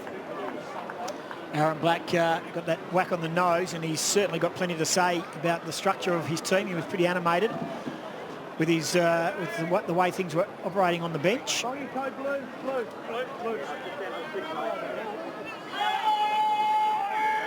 Second goal there for skipper Fraser McInnes. I think there's some concern for Aaron Black from the medical staff. Not too sure what this all is, but I see he's doing a lot of pointing and having a lot to say, and I think the medical staff are trying to console him in some way. He's walking past our camera right now. Would be a big loss for the Falcons if we don't see him at full capacity, Tim. Yeah, he's a superstar, absolute superstar. You don't want to stand over medal and be a real dominant player for about 5 or 6 years in a row. Played a great lot of state footy as well as Aaron Black. Good tackle from Matty Allen, and butters up well with a short little clearance. Tries to spin out of trouble. Finally a chance for an inside 50 here from the Falcons. If it sits for Lynch, it does. Short little worm burner, fine strike. This will take one of his better efforts to the top of the goal square. 1v1, Petrie beaten, almost plays on. Fisher appealing, but in the end, a solid grab from Keitel and one against the run of play. I was dragging him back to the middle of the square. Not too sure what's going on the bench. I think Dana Hooker will keep us posted, and well, the net's up, so the ball didn't go on the route, but gee, they needed that, did West Perth. Just their third goal, as they're trying to ring the changes on the bench. As we take a look at the replay, Andrew Strike always uses the footy well, and now he's been counted. Yeah, he played on, there's no doubt. And then he was also given the opportunity of standing right in front when he should have probably been on the outside on a very acute angle. Too sure what's going on with Aaron Black. Interesting, he's now found himself on the ground. He looked, and I stand corrected on this, he looked like he was in dispute with the medical staff or something. He was very unhappy about being off the ground, and they were the ones that seemed to placate him. So it's a tough one to get to the bottom of as we approach time on. 51 plays 19. West Coast in front, so that's an understatement. A much needed goal to West Perth. Certainly against the run of play. Quality mark in the end there from Keitel. High tackle going the way of West Perth. Hamish Brayshaw doesn't agree. Little back feed to Nelson. Chalmers has a bit of space on the wing. Short kick, just the required distance to Antonio. He goes long to the forward 50. Rotham goes back with the flight. Almost takes in a one-hand Specky. Not. He's got the line. What a finish there from Keegan Knott. That's the way he plays. Ever the opportunist, not much of him. He'll get on social media and let everyone know. Did you see that goal in the second quarter? It was very good football. Look at that. 4 players around him. Not a lot of body pressure on him, to be brutally honest with you. He probably shouldn't have even got ball to boot. But Keegan Knott, that's a wonderful goal. And back-to-back goals, and all of a sudden you take a look at that scoreline. It's back to 26 points. So briefly it was out to 34. And that is a very, very good comeback by West Perth, and something I'm sure the West Coast Eagles coaching staff won't be all that happy with. Certainly it's a goal of the day thanks to Mineral Resources. Goal of the day contender. And there's all tied up, West Perth and, sorry, what should I say, 26 points the margin here, but all tied up over at Leederville, Subiaco and Claremont. Bit of a danger game for the Lions against the Tigers, who are certainly in finals contention. And that is certainly a Mineral Resources goal of the day contender, Keegan Knott. All of a sudden the Falcons nab the last 2 goals here. As we tick into the latter parts of the second term, Stacks on the mill, umpire says holding the footy. Amazing when you win the ball out of the middle, isn't it? Amazing when you win the ball out of the middle. All of a sudden you're Aaron Black making more of it. Oh, that's close to almost being 50 against Brooksby as well. Black has it. Got a bit of space in the pocket. Watson has to go back with the flight. Does. What a fist there from Francis Watson. His time to go, and doesn't his veteran teammates Schofield and Petrie recognise just how important that spoil was? Yeah, look at that. Back with the flight. Eyes only for the footy. They get the stoppage. West Perth in their forward 50, where in the last 5 minutes they've enjoyed plenty of success. This is better for West Perth, better for the contest, at the moment trailing by 26 points. Not much room to operate. A ton of players around this stoppage. Good tackle there from Keegan Brooksby. Averaging 6 tackles on the year, the Ruckman. Sensational effort. I know I'm old school, but I would like someone on the goal line for West Coast. There's absolutely no one on the goal line. A quick kick and a roll, and West Perth will get a goal. I'd much rather have someone back there. Well, it seems that Petrie's playing a bit of a loose man sweeper rather than on the goal line. But for me, you can see with his shielding his eyes from the sun, and not be me, be sort of telling a 350 gamer what to do, but well, he hasn't played defence a lot of those 330 games. games. No man's land where he is right there. Good pick up there from Rudy Riddick on the left boot. Can he put through West Perth? Third goal on the trot he has. I don't need to comment. If someone is standing on the goal line, that doesn't happen. Now, I know Will Schofield went back on his man. You'll see him. He got cleared. He got bulleted off the ball. It was good footy too by Andrew Strike. But I do believe in that situation, you have someone back. There's no point standing 5 or 6 metres off the contest and not having an impact on the contest. And not just Drew Petrie, it could be anybody. And in that case, I would have had someone back in the goal square for that very reason. But well done, Rudy Riddick. Well done to West Perth. 3 on the trot. And there's a bit going on in this game all of a sudden. So this is a very good comeback by the Falcons to be down by 20 points half-time just around the corner. They've put through 3 straight, the Falcons. In about the last 5 minutes, Gostradamus pointing for some coaching moves to be done. Can't hear us up here in the top of the grandstand. Ball back in the middle, West Coast. Would love to pinch one late. Kick off the deck by Mutimer. Reid stands his ground. With a fumble from Manzoni, and Brady Gray wraps him up immediately. Certainly didn't see that coming though, Goss. West Perth with their tails up. The crowd getting a little bit more involved here at Mineral Resources Park. Footy up for grabs. Handball inside. Doesn't sit for Chalmers. Watson spins around. Kick inside 50. McInnes been a solid target for the entire first half. West Perth with a quick clearing kick. Not has to stand his ground. He's buried there from Rotham. What has the umpire paid there? Push in the back. I want to see it again, please. Oh, okay, fair enough. Ball inboard. Carried him forward. A chance from Flint. Here's Petrocelli from 40 out. Set sails for home. Jack Petrocelli with his 3rd for the quarter. Yeah, 3 kicks, 3 goals. Jack Petrocelli. That's a great response by the West Coast Eagles. Dana Hooker, I'm going to come down to you, Dana, if you can just tell us, Aaron Black comes off the ground, off and on the ground several times. Every time he's come off, he looks like he's in a deep and meaningful with the club doctor. Can you fill us in what any of that conversation's about? Yeah, no, he seemed to be a little bit frustrated, and it's hard to tell if it was with just the medical staff or the players as well on the bench. Some frustrations, I think, around the performance of the team prior to those 3 goals. He's fired up since now that they were up until that point when they had 3 on the trot. But there was a few questions asked about his nose and perhaps another injury that we're not sure about. Good on you, Dana. Nice work by you. He's back on the ground. He's a good player, and I'm sure he's in good condition and good hands there with the West Perth medical staff. But it's just an interesting one that seems to be an engaging conversation. But good response from the West Coast Eagles, who have a secondary bounce in the middle. 26 points to margin. Brisbane Lions are flogging Port Adelaide. The Western Bulldogs narrowly over Melbourne for the AFL hopefuls, but we are all interested here with our West Coast Eagles and West Perth Waffle teams right now. It's almost been a 50-50 split for Keitel on the ruck today, Tim, and that is very strange for a 2-time club-leading goal kicker. Correct. To spend so much time helping out Hawkins, the first gamer. In the end, the Falcons earn a free kick here in the middle through Keitel. He pumps it long to, I'm sure, where he'd love to be. Rotham, front position. Good spoil there, searching for the line.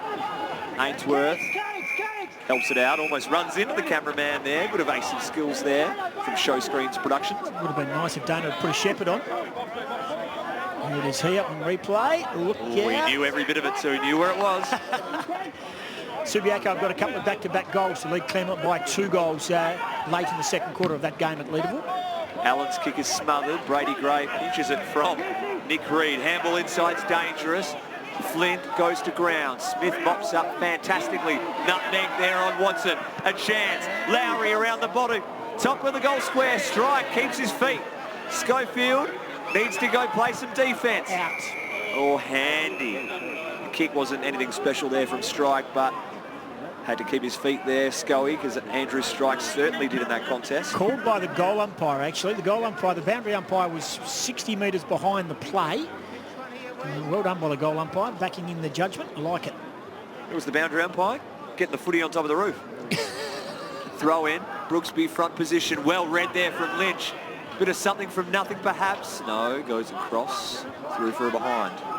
That would have stung from West Coast point of view. 8-goal quarter so far. Jack Petruccelli with 3 of his own. Surely not too long remaining in this second term at Mineral Resources Park. West Coast first ever home game in the WAFL. What a kick from Rotham. Finds Waterman on a long searching lead. Pulls the trigger inboard to Reid. He's got Smith free, ignores him, wants to go longer. Schofield, can he take a little bit of a hanger on Manzoni? It'll give to Smith. Clever. Working in a phone booth here at the moment, West Coast. Williams, what a pick up there from the big man. Schofield, no left foot. Goes back inside. Gray, what a read there from the truck. Allen, one bounce. This will take one of his better efforts. Oh, what a centering ball there for McInnes. Good footy. Good footy all round. Well done to Schofield. Didn't take the mark, stayed in the contest. Smith stood up in it. There's the fend off by Big Truck Allen. Had a bounce and then skewed the ball back across his body. And if you're a forward, that's exactly how you want to deliver the big phrase. The skipper has a chance to line up for his third. The big workhorse, McInnes. Can he convert? Starts just a little left and works back nicely. West Coast with the final 2 goals of the quarter. They've responded nicely here, West Coast, after West Perth got 3 goals and then got back in the contest. Fraser McInnes with 3, Petruccelli with 3. Singles to Allen, Brander and Waterman. So all the heavy lifting work being done by some quality players. Antonio Keitel not with the goal of the day for Mineral Resources, and Lynch and Riddick also with goals. But at the moment, 9-9-63 so, and to 5-2-32. So basically, well, they doubled their score. And the thing is, they've got back to where they basically blew the lead out to. So I think the coaching staff for West Coast will be much happier with this last couple of minutes after a lax 5 where West Perth got 3 unanswered goals. What a goal assist that was from Matt Allen, coming off a 24 disposal, 9 mark, 8 tackle game against Peel Thunder last week. He's been emergency so many times in the senior side. Ryan Turnbull will be happy that number 50 is getting a run. Yet to make a debut, hopefully on the cusp, Matty Allen. As the ball has a tough bounce there from Riddick. Watson, little shimmy shake, finds Smith at centre-half back. Waterman's out. Again, finding space. The kick didn't do him any favours. Has to hold his ground. Guardinen, a little bit of waxing there from Chalmers. Little blind kick forward into the pocket. And Smith, a relieving mark. He's good, Smith. You know, he's just such a role player. And I've really noticed his work rate in the last couple of weeks has lifted. I know he's had a couple of opportunities at the AFL level, but he's the perfect player you have on your list for a role with player. He's done a good job. I'm just loving what I'm seeing from him at the moment. Ashman to Mutimer. As the siren sounds, bringing an end to the first half of play here at Mineral Resources Park. 31 points the margin at the long break, and that man had a fantastic quarter. He had 3 kicks. He didn't have a touch in the first quarter. He had 3 kicks in the second, and they all were majors. 3 to Petruccelli, 3 to McInnes, singles to Allen, Brander, Waterman, Antonio Keitel, Knott, Lynch and Riddick, all the single goal kickers. Let's take a look at some of the stats for the West Coast Eagles. Joshy Smith has 18, Waterman 17, Ainsworth 15, Nick Reid 12, Mutimer 11, Brayshaw Watson's had 10 and Allen's had 9 as well. And for West Perth, the leading stat getter, Shane Nelson 14, Keitel's had 13, Manzoni 11 and Chalmers, Lynch and Pearce have had 10 apiece. It is half-time here at Mineral Resources Park on the open day, the official public opening of this wonderful facility for the West Coast Eagles. And it is the West Coast Eagles 9-9-63. West Perth with some work to do after kicking 3 unanswered goals in that term. They are 5-2-32. So at the moment, it is certainly a tough day's work for the West Perth lineup. And as the West Coast Eagles players trudge off the ground, pretty happy with their work. And West Perth coming off to the commentary box side, they have got a little bit of work to do. They are 5-2-32. The other waffle game being played, and I can tell you that is Subiaco and Claremont, and that game is also at half-time. Subiaco 6-5-41 to Claremont 4-5-29. Hungry Jacks highlights of that second quarter. It really was the very start of the quarter by West Coast who sort of got things done, and that man Petruccelli with 3. Absolutely, very quiet first term there from Jack Petruccelli, returning from a hamstring injury. Good to see him back in the lineup. And McInnes so prevalent throughout the contest. Brayshaw finding Petruccelli for his second goal inside 2 minutes. Let's go downstairs. Fraser McInnes has got 3 goals. He's the captain. He's with Dana Hooker. Thanks, Goss. Yeah, joined by Fraser McInnes down here. Fantastic start for the game. Quality side in West Perth. But what was the goal heading into the game?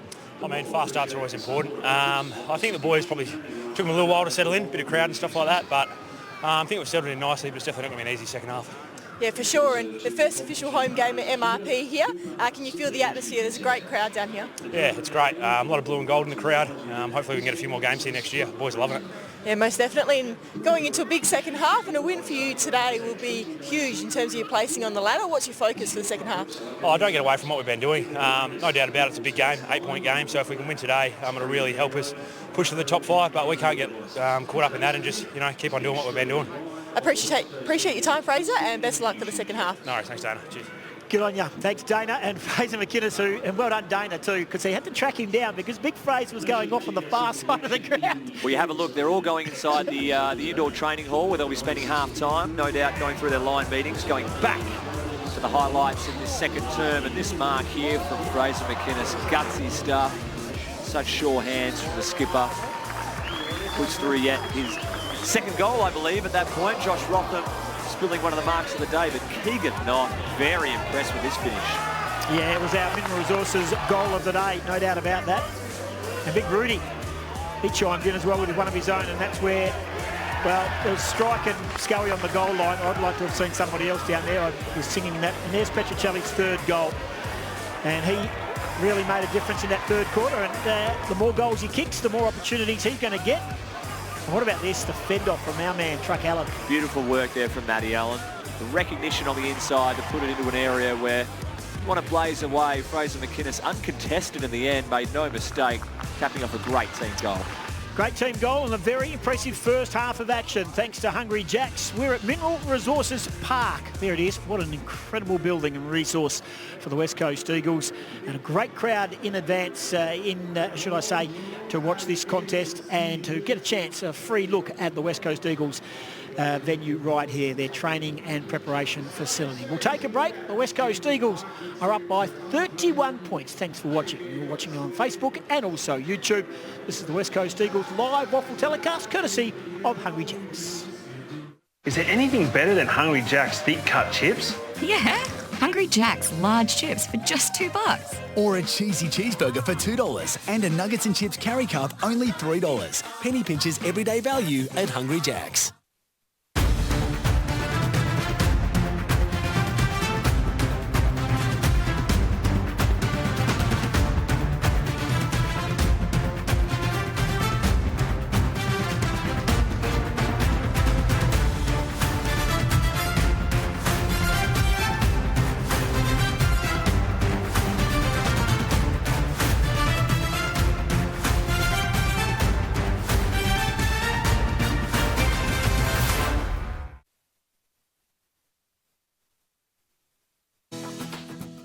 I do follow some of the games, but I'm a bit more of a Leicester fan myself.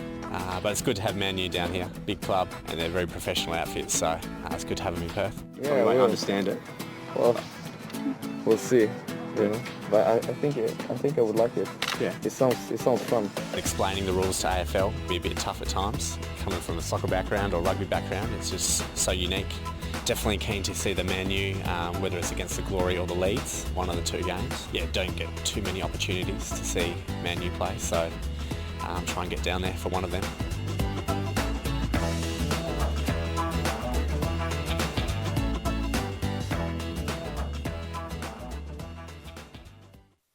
And he puts the Eagles in front. It was one of the best games I've been involved in, probably circumstantial. Away from home, Adelaide Oval, one of the hardest games to win, and being down by so much halfway through the third, it was big for our good. But the point means that scores are level.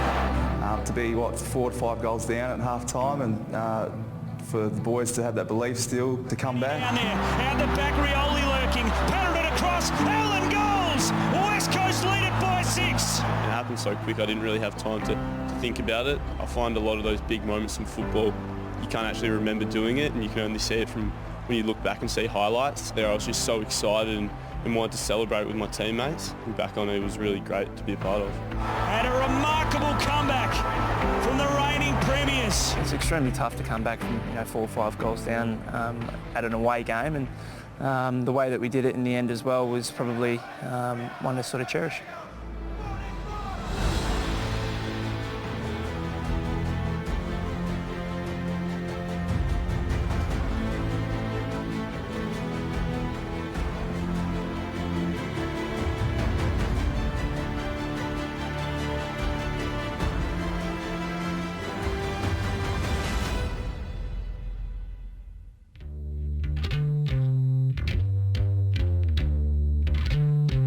His Eagles are building, not playing their best footy, winning ugly, but doing what they have to do. 6-3, Nick Nat around the corner, and things looking pretty good. It's around 10 coming up, so, and I don't like to use the word building because sometimes you never get there, so we're just looking to get a bit more consistent. Yeah, I think our performances in the last 3 or 4 weeks have been positive. Yeah, obviously we've been trying to work on a fair bit in terms of how we want to play, and we've been really inconsistent, and I guess that's not the type of football that we want to play, and we want to try and string together 4 good quarters of football. Look, West Coast clearly is one of the benchmark teams of the comp. I mean, you win the premiership last year, they're 6-3 this year. We know their intercept markers down back, whether it be McGovern or Hearn or Shepherd, love to roll off and do that. So, we've got some plans in place to how we do it. I'm sure every side does. It's now your ability to execute those plans.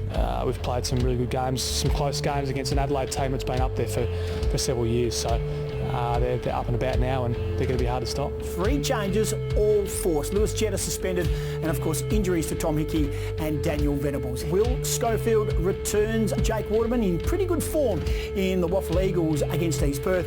And for his first game since round 14 last year, Jackson Nelson. Yeah, I'm super excited. Was stoked when I got the call up. They got a pretty dangerous forward line. Guys like Betts, Seasman's now come down there, and they've got Taylor Walker, so they're a good forward line. So it should be a good challenge, but we'll back ourselves in to win.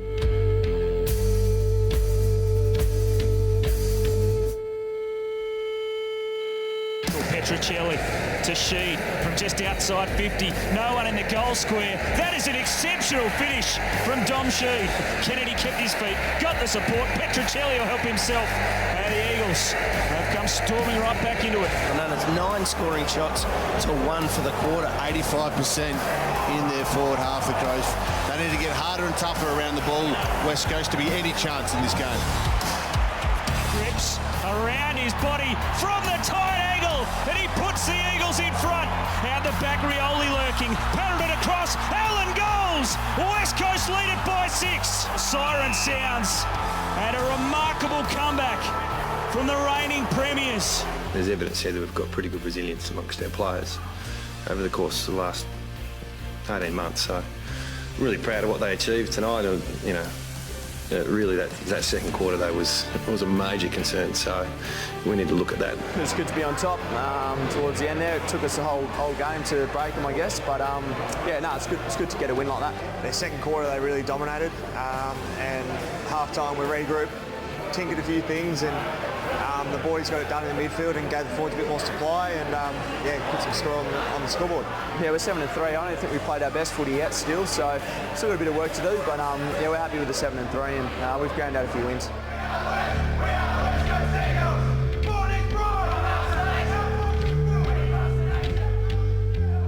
What? They do wraps? Yeah, Hungry Jack's new chicken wraps with bacon and avocado. Choose succulent tender crisp or flame grilled chicken breast. Try our 100% Aussie chicken breast wraps. Hungry Jack's, now delivering with Menulog. Mineral Resources Limited. MRL supplies the biggest names in the mining industry with specialised contract crushing, screening, materials handling, processing and logistics supply services and equipment. MRL operates one of the largest and most diverse mobile equipment fleets in the Southern Hemisphere, in addition to managing 268 road trains. Every year, this fleet of trucks hauls ore a distance of 64 million kilometres to Western Australian ports. That's equivalent to travelling 1,600 times around the equator. The future is bright, with diversification of minerals and other geographical locations currently being explored. MRL has an enviable safety record, strong balance sheet, world-class resource assets and groundbreaking innovation, and has laid a strong foundation for significantly accelerating its already impressive rate of year-on-year growth, cash generation and delivering maximum shareholder value.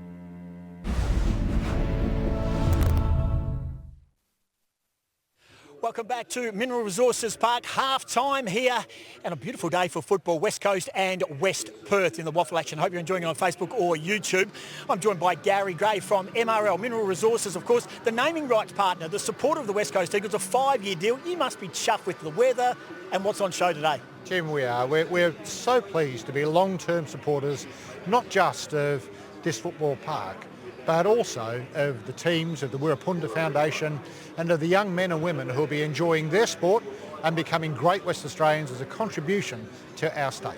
Now, this is the first public viewing of it for West Coast Eagles fans, footy fans alike. It's been a free entry. Without your support, we wouldn't be having this open to the wonderful public and the great crowd today.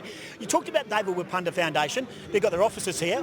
That must be a nice link for you and MRL. It is, and it's a great link for Aboriginal men and women who want to come and look at us as a potential employer.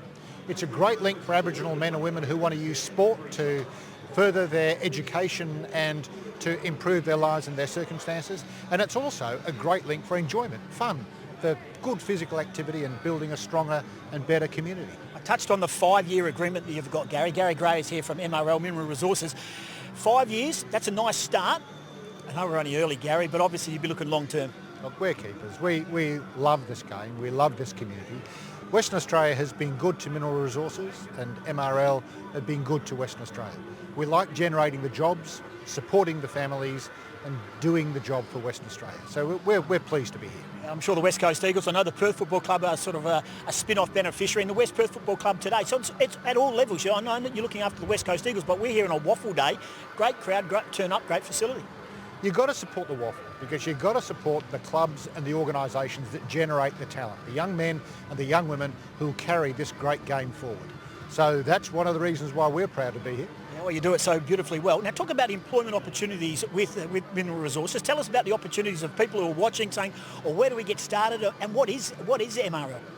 Come online and have a look at us. We're a mining, engineering, technical services company. So we'll support workers on mine sites. We run logistics, we crush rock, we build mines, we build mining equipment, and we mine ourselves. We're a company that's dynamic, growing, and we support Western Australia, and we want young West Australians, men and women, to look at us and see potential careers. We've got apprenticeships in diesel, in electric.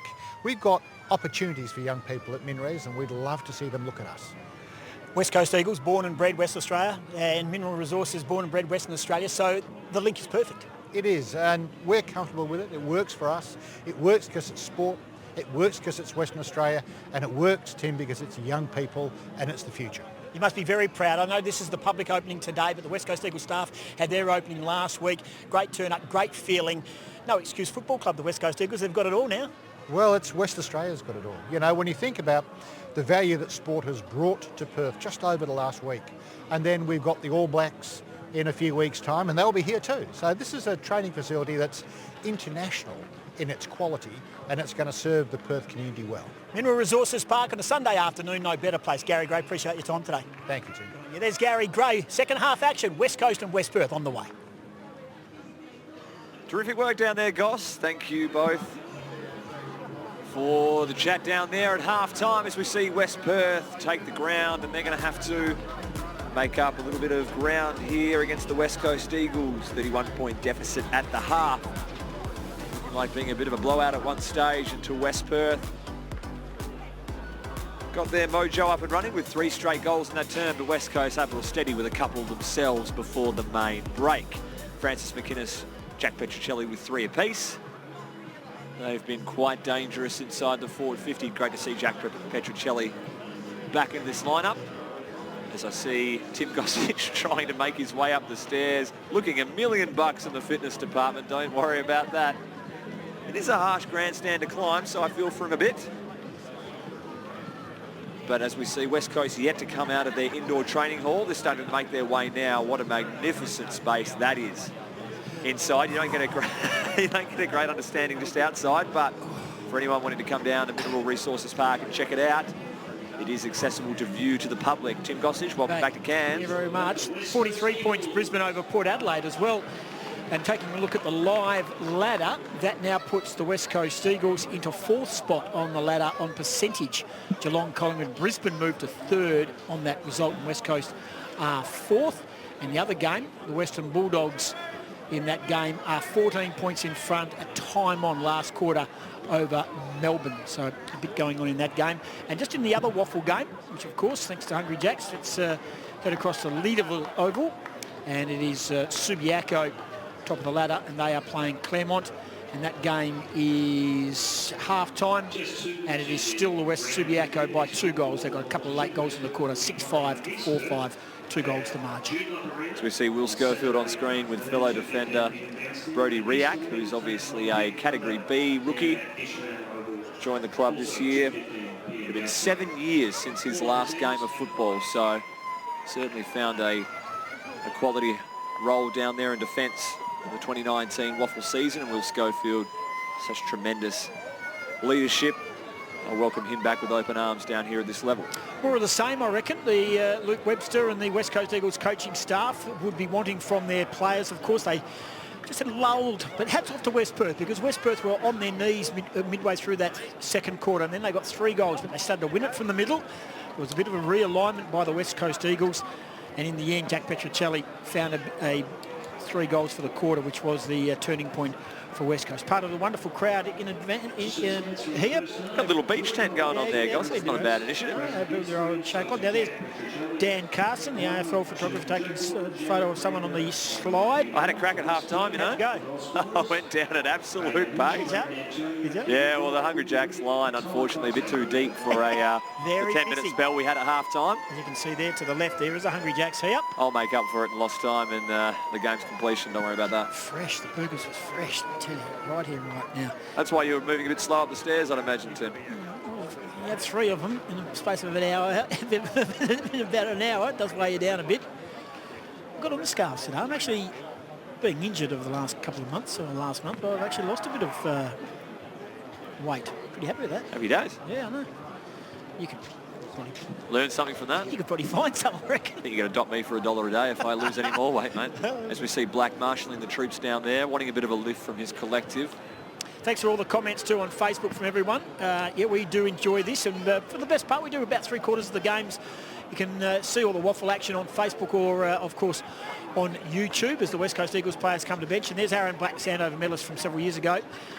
Got a whack across the nose. I think that tape is gone now. He was certainly commanded plenty of attention from all the staff.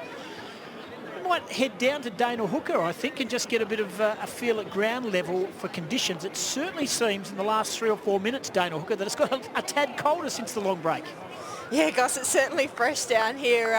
It's quite nice in the sun. I had a little walk into the middle of the field during that break there, but in the shade it's quite cold. But that hasn't stopped all the fans that have come down to watch today's action. They all seem to be enjoying themselves quite a bit and having a run on the oval at half-time. The kids were kicking the footies and using up the ground and the opportunity today to be here.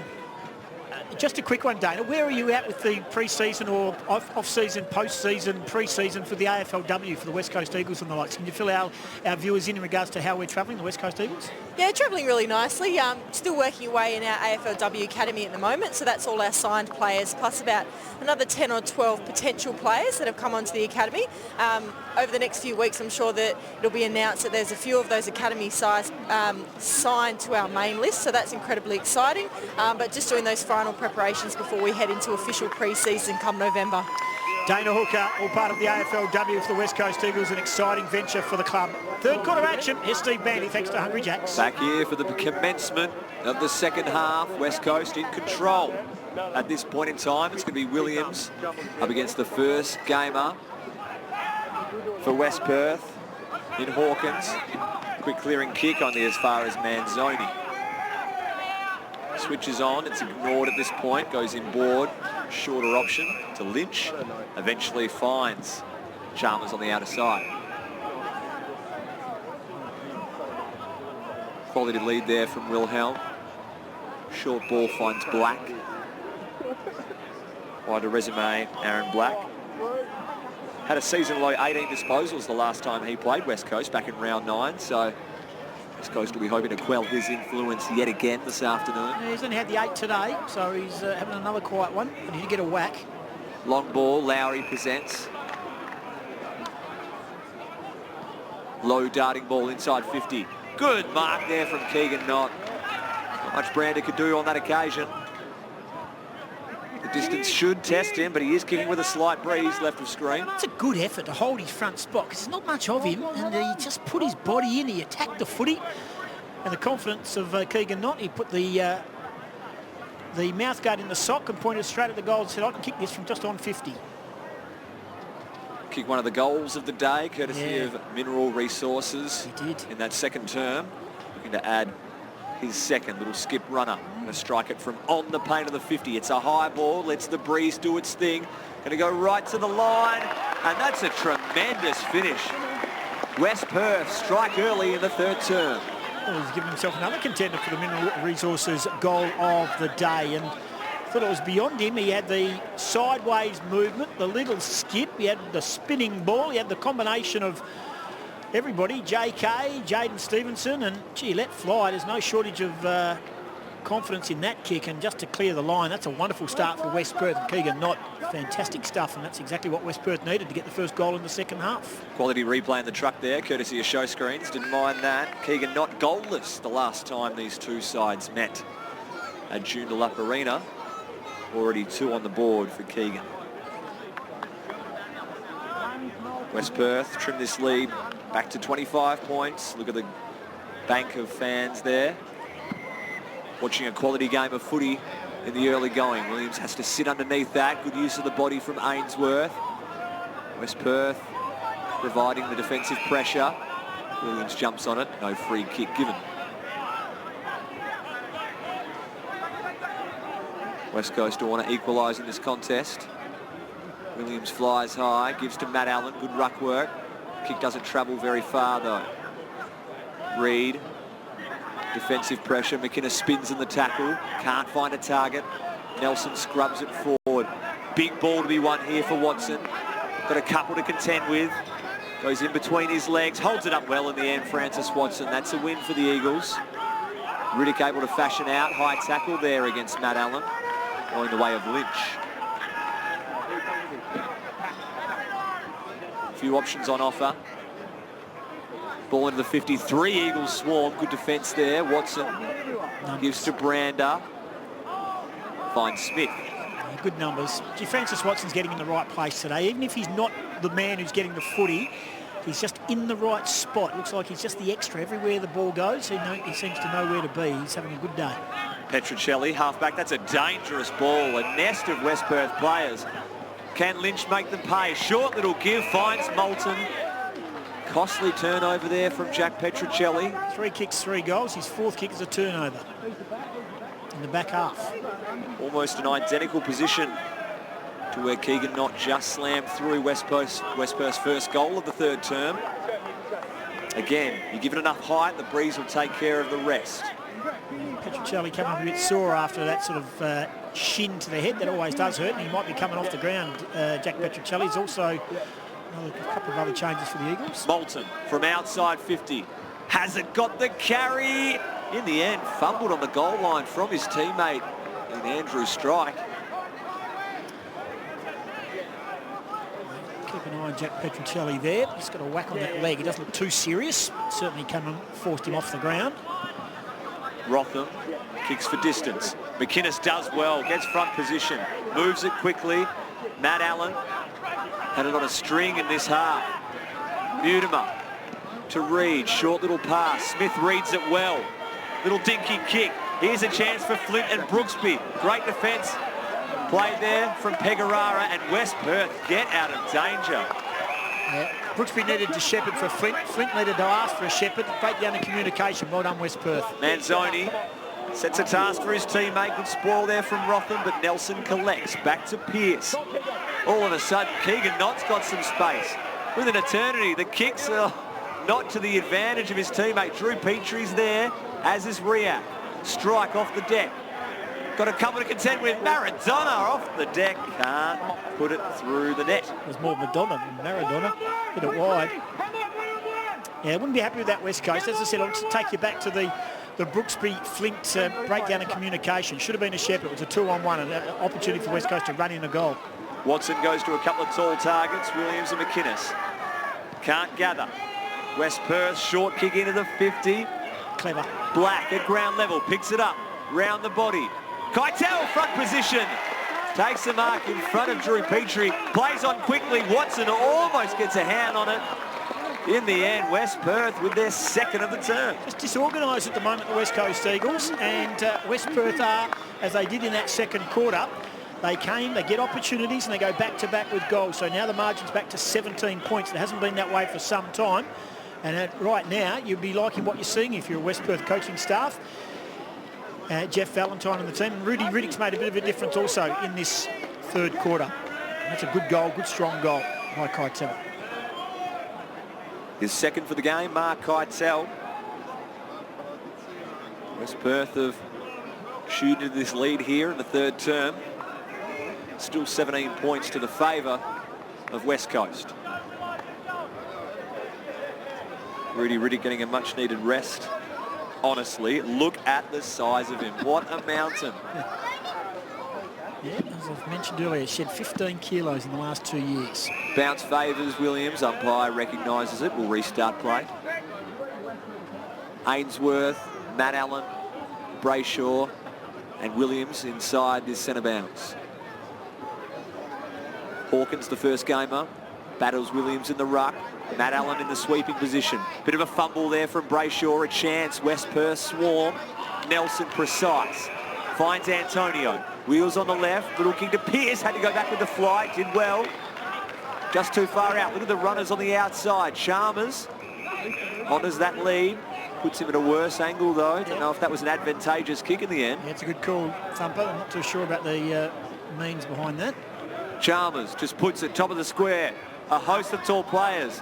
Petrie and Williams spoil each other in the end. West Coast with a ton of numbers need to get this ball over the line. Good tackle from Curnow. Keegan Knott somehow finds time. Snaps around the corner. That's his third. Yeah, give him the Mineral Resources goal of the day. His 3 goals have all been magical. 1 set shot from 50, 2 wonderful snaps. And this is all about by West Coast turning the ball over at crucial stages. They look disorganised.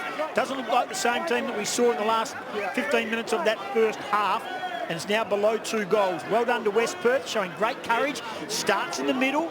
They're more organised. They're using the ball better going forward. And West Coast are breaking down. There's not the clean ball use that we saw from West Coast in the first half. Very good West Perth. Very good.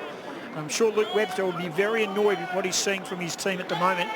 Basically need strong heads, cool heads, take possession of the footy now, start using the ball, start to get the ball through their few sets of hands, not trying to get it on so quickly. So, yeah, the back line's under pressure. It all starts in the middle. They need to win the ball out of the middle of West Coast Eagles, where West Perth have dominated this half. 3 goals to nada in the third stanza. All of a sudden, the lead has crept below 2 goals. Brooksby wins the hit out. Can they get it out of the centre here? Watson under the pump. Smith provides the tackle. Here's Brady Gray. Need him to get busy. Sends the ball inside 50. Waterman worked off it.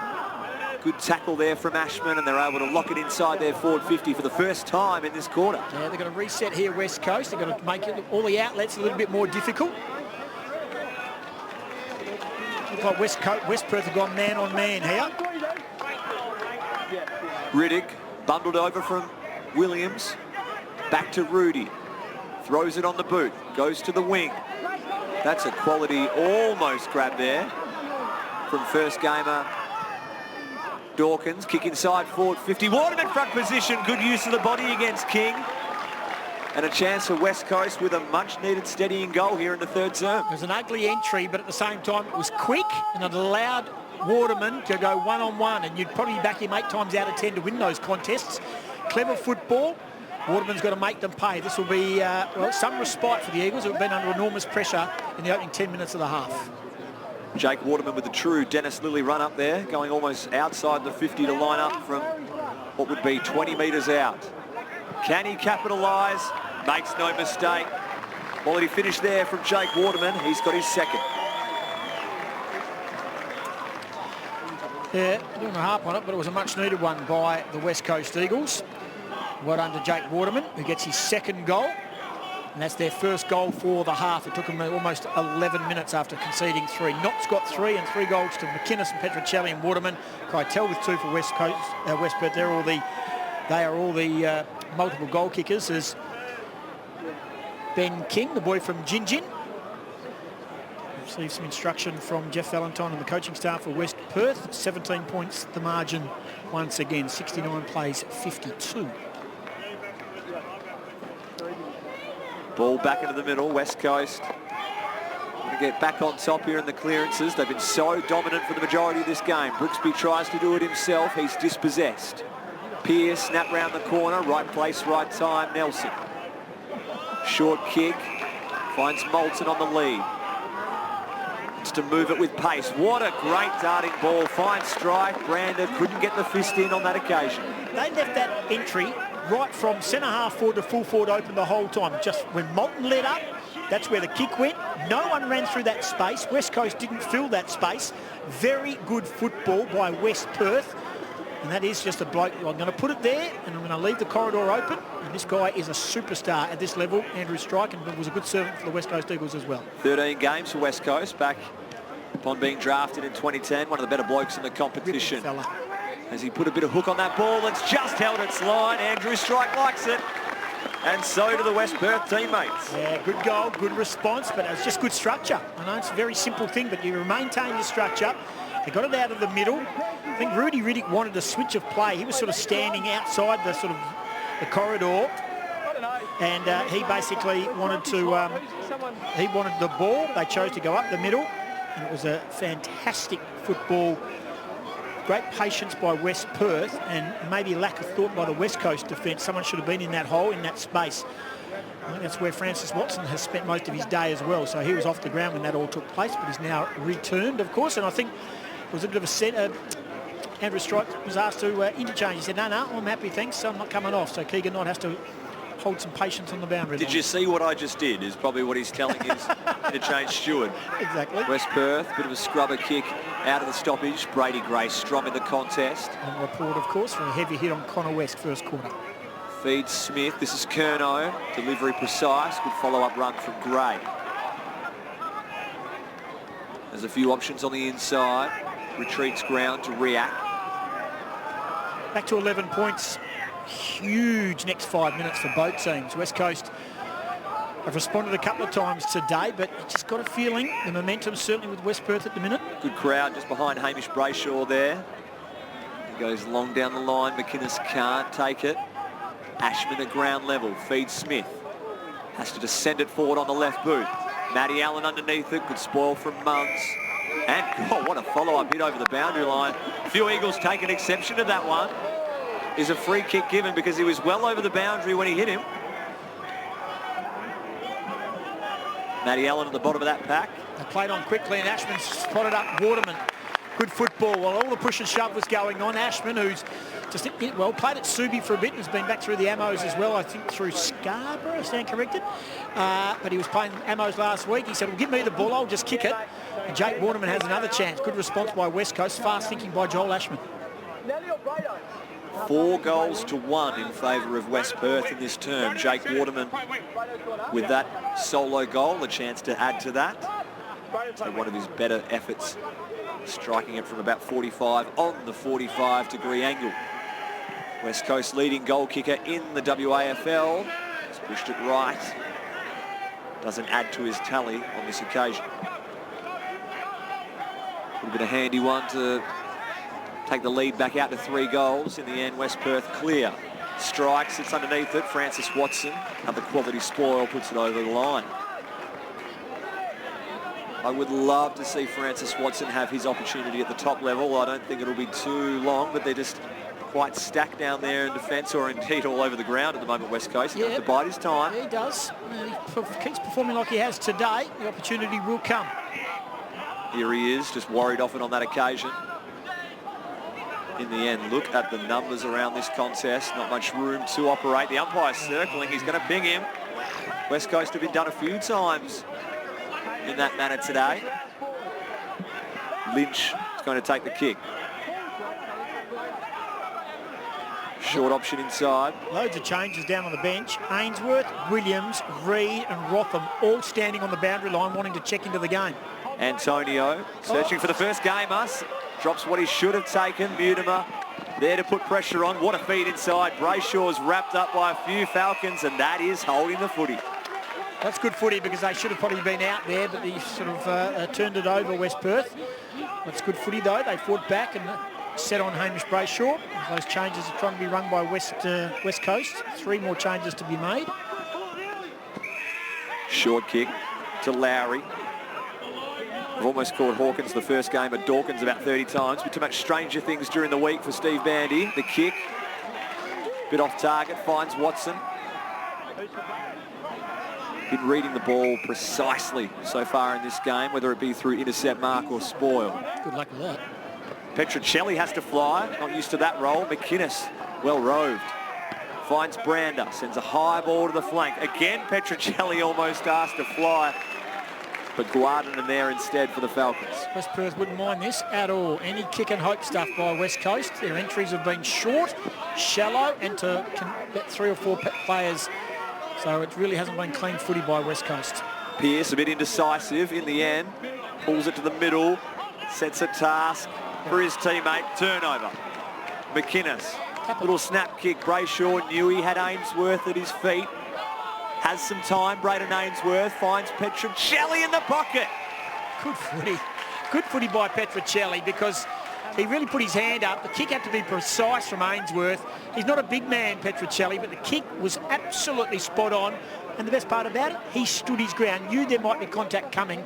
In the end, West Perth's effort to spoil the ball wasn't the best, so Petruccelli has a chance for an earlier turnover in this quarter to line up for his 4th goal. King spoiling Guardian in the end, got nothing on the football. Right behind it here, Petruccelli gives it a fair crack. What a finish! Little left to right fade, wasn't it, off the boot?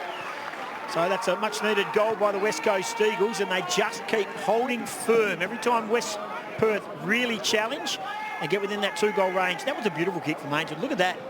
And in the end, it was a fresh air shot by King.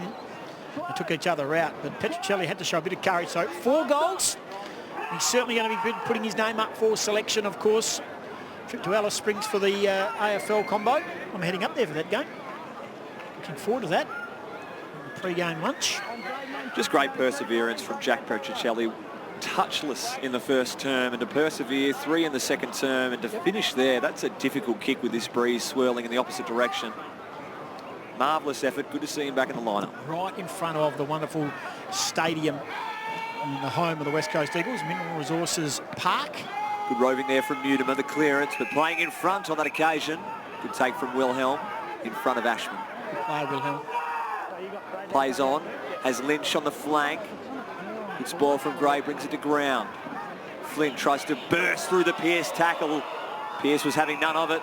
Lucky to escape with the ball up in the end. 19 minutes played in the 3rd term. There is, of course, ex-Eagle Andrew Strike waiting to come on. Ball on the outer side, so fat chance he's getting on anytime soon. Little back feed to Hamilton. Oh, kick is dangerous. Well read there from Brayshaw. West Coast advance. And a good take. Brady Gray. Going to hold up and have a shot here, Brady. Josh Smith, 23 disposals. Jake Waterman, 13 kicks, 10 marks, 2 goals, 2. Ainsworth, 18. Mutimer, 15. And Francis Watson's had 14 as well. Kicked 2 goals last week against his old mob, Peel Thunder. Looking to hit the scoreboard for the first occasion this afternoon. This will take a fabulous effort though. Going to punch it just inside the 50. A high ball. It's going across the face. McInnes does well to even get a hand on it. It stays in play somehow. Ainsworth across the body. Oh, Sonic the Hedgehog / Jack Petruccelli almost gobbling that up. Yes, it's a minor score. Of course, a win for West Coast. They'll go above Peel on the ladder. They'll be right in the mix for a finals berth.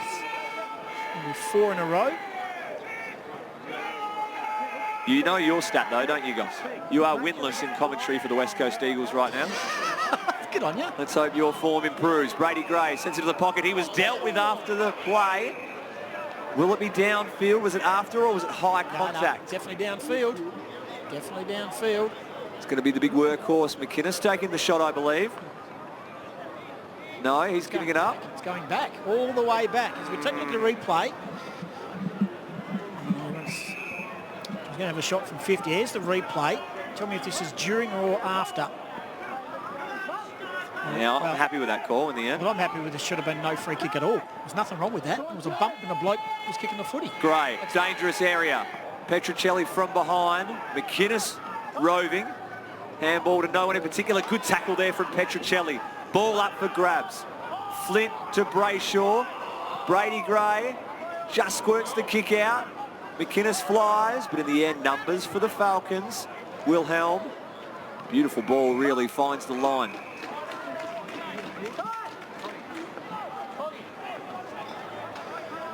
Yeah, Brady Gray copped a bit of a whack then too from Shane Nelson with a stray boot and held his head in that last contest, or even the one after he got the free kick.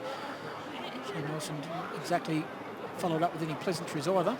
Nelson just hacks it forward, up to the wing. Rudy Riddick just finds Watson almost seeking him out. Sends it to the 50. Good use of the body there from Alexandre. It's going to be West Coast with numbers. Another quality follow-up tackle there from Alexandre. Hot footy at the top of the 50 here.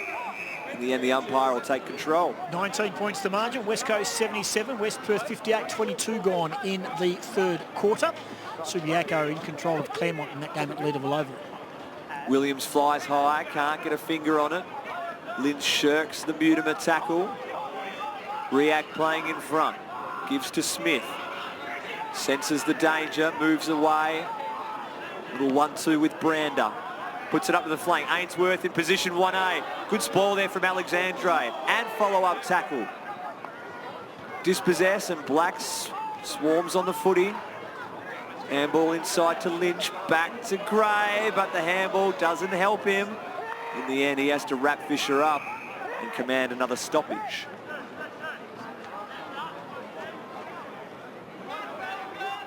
Next goal vital for both sides here, Goss. Yeah, very true. Both sides recognising the importance, sending a ton of numbers around the ball to clog things up. Kick forward is going to be out on the full. Rotham will take it. Josh Rotham to start sprinting towards the opposition's goals. Finds Watson on this occasion. Straight up the guts. Kick is safe to Brander. He's got Curnow if he can find him on the outer side. Ball gets to him eventually. Lowers the eyes to Waterman.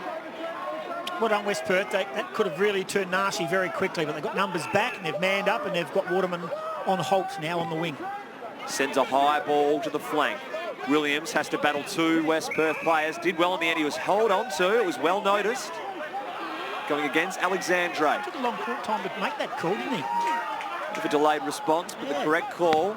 He wants to send it. A bit of a scrubber kick. It might work. Going back with the sun in his eyes, Jake Waterman. I don't think that was his intended target. But he'll take it. Terrible kick, and Waterman was the one who kicked it to him in the first place, so that's good second effort by Waterman. Didn't quite connect with the footy. No, he was looking longer. I reckon he was looking to Brooksby, who was about 5 or 6 metres behind, but in the end, in good hands with Jake Waterman. Really difficult mark with the sun in his eyes there from Jake the Snake. It's his 12th mark for the day. It's a good stat. He's a good player. Been a true utility today, working up and down the footy field. Good tank from Jake Waterman. He's going to strike it just inside the 50. Good line. Good finish from Waterman. Perfect. Absolutely perfect. Again, they steady. West Perth come at them. They steady. They almost realign themselves, rebalance themselves, start to not as disorganised. So, again, well done to the coaching staff, well done to the players out in the middle. West Perth are in this game. It's not over yet, let me tell you. The margin is 25 points, 25 gone third quarter, thanks to Hungry Jacks. And we're here at Mineral Resources Park, thanks to the team at Mineral Resources. Keegan Knott is certainly going to take home the Mineral Resources goal of the day. He's kicked 3 absolute rippers for West Perth today. But at the moment, that man on screen has dominated in the air. Jake Waterman, close to best on ground. Quality fight back from the West Coast Eagles in this term. It was 3 goals to zip in the early going in favour of the Falcons, and they've managed to claw back to 4 goals to 3 in this quarter. 16 points the margin at Leederville Oval to Subiaco 52, Claremont 36. Williams can't take possession of that one. The umpire will throw it up. Rick the Rock getting social. How did he get in there? It's not his thing, is it? Living his best life, Rick. Back in the middle. Both ruckmen fly early. No clear winner. Matt Allen can't find Flint on this occasion. West Perth will clear. Nelson round the body. Schofield in pursuit against old teammate Andrew Strike. Boundary line the winner. Well down there. Schofield over the top rope. The Undertaker, if you don't mind. Love every bit of the athleticism from the old-timer. Oh, a bit of Dustin Fletcher over the top. No, look, and avoided the kids. He's a team man. He's a club man. He knows. Look, he picked the one spot there were no kids. Good on you, Scully. Good work there from Keitel on the ruck. Feeds Chalmers. Hack kick forward. It's going to work. Rudy Riddick all by his own. Francis Watson caught on the hop a little bit there, and fortuitously, Rudy Riddick will line up for his second goal.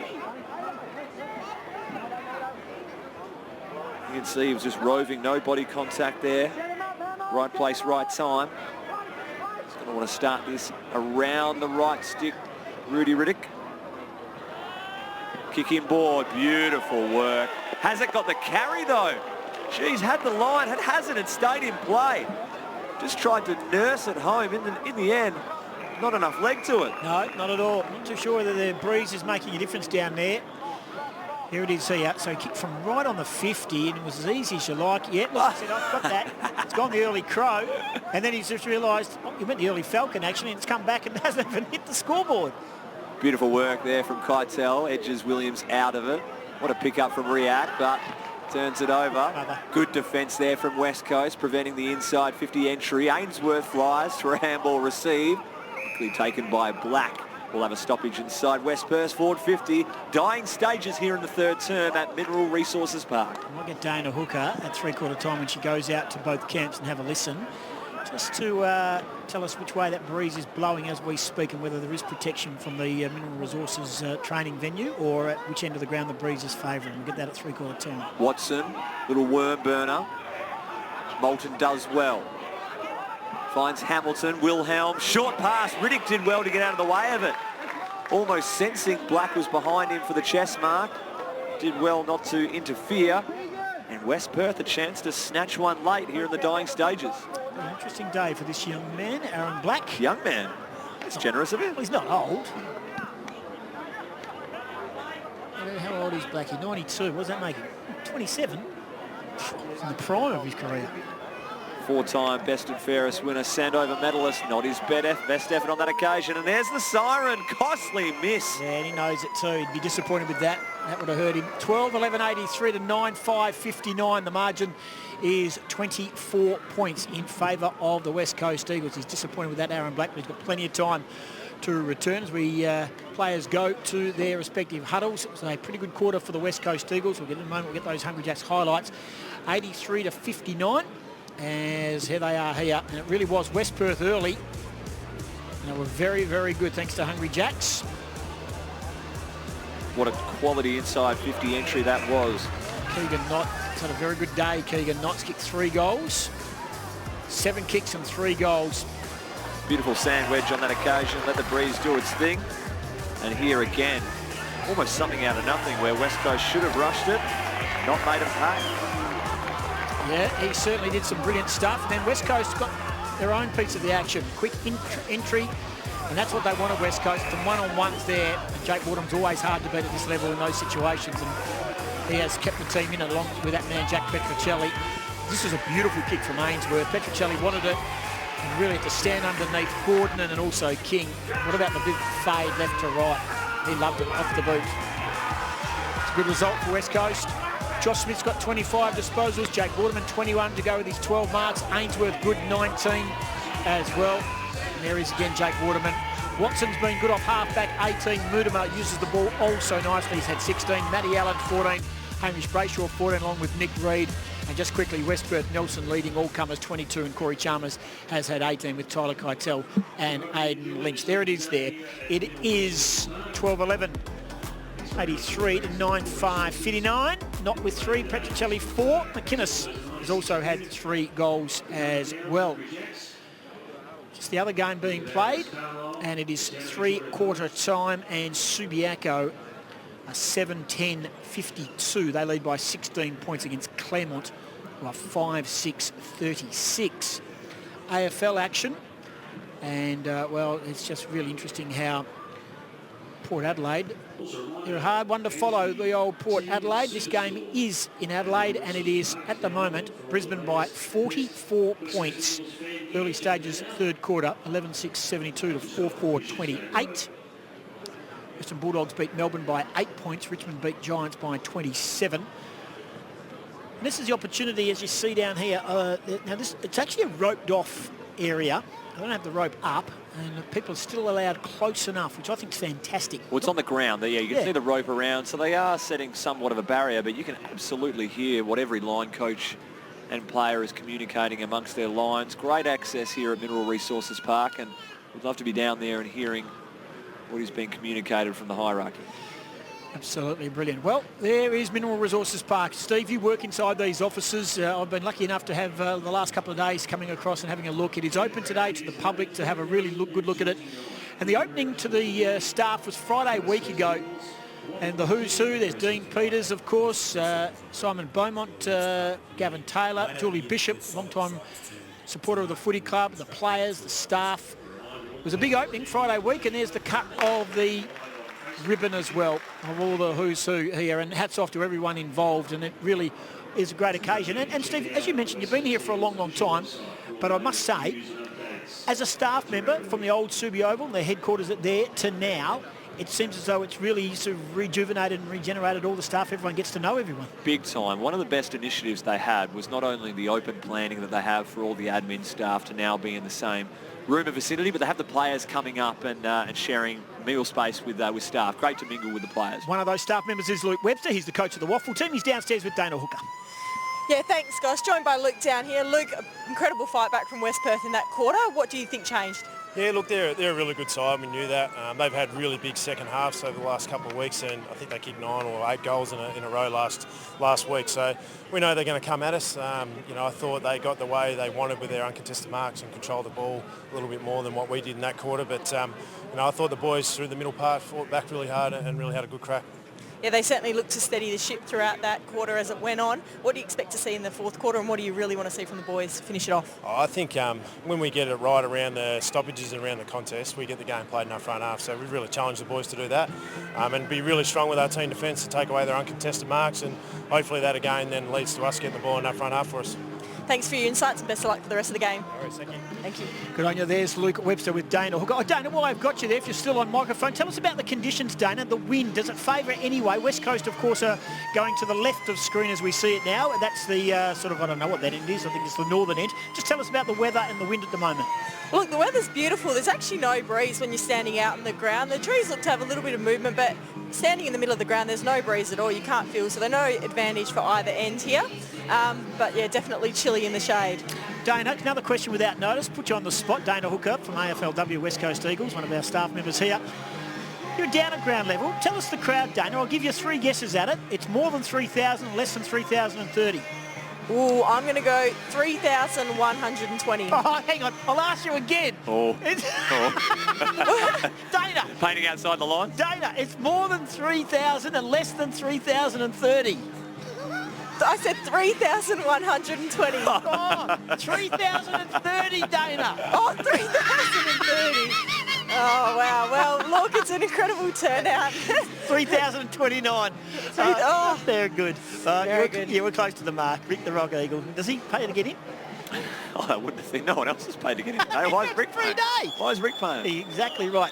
Good on you, Dana. Doing a great job down there. Question without notice. Quarter on the hop. Didn't you, Joe? What a stitch up that was. I gave her 3 goes at it. What did she want? She wanted an envelope. I think she wants a blanket down there, saying it's quite cold in the chilly area of in the shade here at Mineral Resources Park. Oh, well, all to do for West Perth. And we've heard from Luke Webster there. They do get challenged a couple of times here, the West Coast Eagles, and they wouldn't want to start this quarter the last couple of ways they've started, because West Perth will get a sniff of victory here. 4 goals down. If they can get it within 2, possibly 1, they are going to be very hard to beat.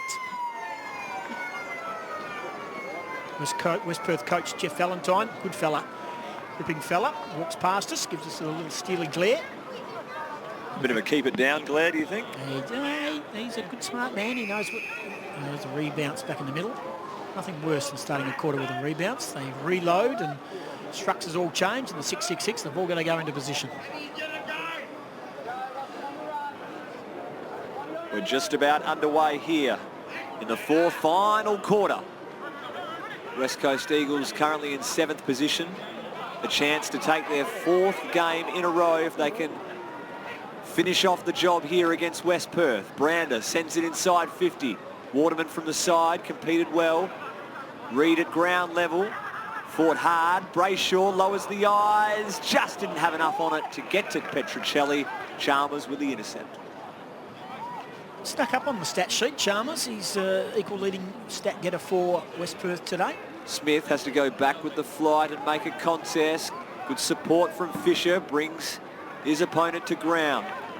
Numbers prevail for the Eagles. Brayshaw sends inside 50, steaming out on the lead. Jake Waterman, they can't stop him today. 13 marks, and he's been commanding inside the forward 50, dominant. And that was good footy by West Coast through a number of sets of hands. Well done.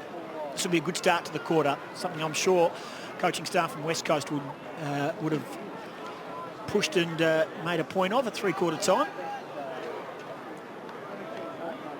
Jake Waterman lining up for his 4th goal of the afternoon to take his total to 26 in the 2019 season from just 8 games. Knows how to find them. He's hooked this one though. That would have been a handy start for West Coast in this term. Don't want to keep West Perth hanging around. Who's getting worked on there, do you think? I don't know, but I can do with one of those. I need it, man. I'm good, thanks. Thanks for asking. Guardanen, short ball, finds Hamilton. Again, West Perth just chipping it round the back half. Manzoni says, let's get it out of here. Not flies from behind. Provides a good spoil. Ball trickles out of play. It's Mitchell Pearce, according to Dana Hooker, on the bench. What's he got, Dana? Is he just a bit sore? I think they're just giving him a bit of a loosen up. There's an interesting technique going on with standing on the knee and stretching of the hamstring. Standing on the knee? I haven't had that treatment before, but I think they just might be trying to loosen up the hamstrings and lower back there to get him through the rest of the game. So next week they say hamstring's okay, but he's got a sore knee. Wouldn't be surprised. What a take there from Keegan Brooksby. Quickly feeds to Ainsworth. Puts it to the tall timber up forward. Waterman gets a hand on it. Reed looking for his first goal of the afternoon. Can't find Petruccelli. Good stout defence there from West Perth, but Petruccelli with a smother. He'll lock it inside the 450. That's better, much better. And this is better from the Eagles. This is where we've got the Eagles, that little buffer at the start of the game there. Inside 50 pressure, locking the West Perth defence down. Very pleasing for all coaching staff. 25 points as it stands. Williams, good follow-up smother there. Lynch ducks inside. Finds Hawkins. Lynch, a bit unsure about it. Black, Manzoni, strike. Good stuff. Just bundles it down the line. Riak, oh, what a win that was from Brodie Riak. Just snatched it out of his opponent's hands. Finger breaker. Smith sends it high. In the end, the first gamer in Hawkins takes the mark. Good releasing kick, or Alexandre thought about it. In the end, steadying kick, Chalmers. Little feed over the top. Here's Andrew Strike. Has to duck back inside, just gives it straight to Josh Smith. I don't know if he faked him out of it with a call, but poor turnover there from Strike.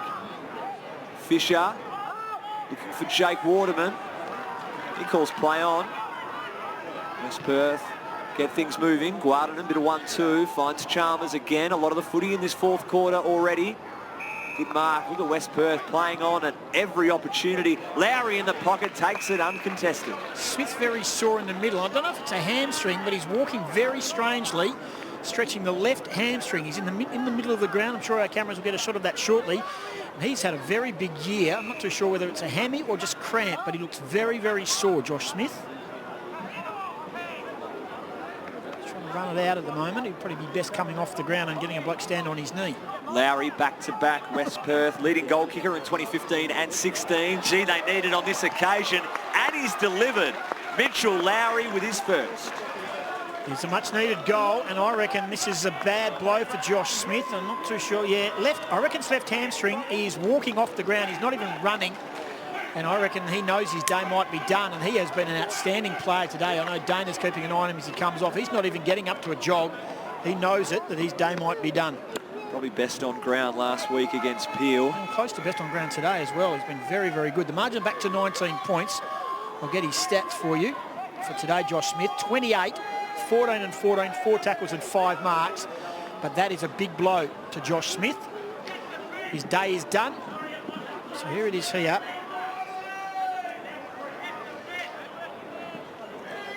Very unfortunate news for the 43-game Pies, ex-Pies player. Of course, had his debut back in round 2 against the Giants for West Coast. Dana Hooker is going to be keeping an eye on that. I think they're going to be working on that leg in a moment. We'll try and get some information for you as Ainsworth gets it out of the middle. Very silky clearance there from Braden Ainsworth. Brooksby collects well, searching for McInnes. Loose footy, Nelson does well at ground level. Sets a task for Wilhelm. He turns into a couple of Eagles. Umpire swallowed the whistle. Matty Allen puts his head over it. Can't backfeed to a couple of his West Coast teammates. Umpire lurking, pings him.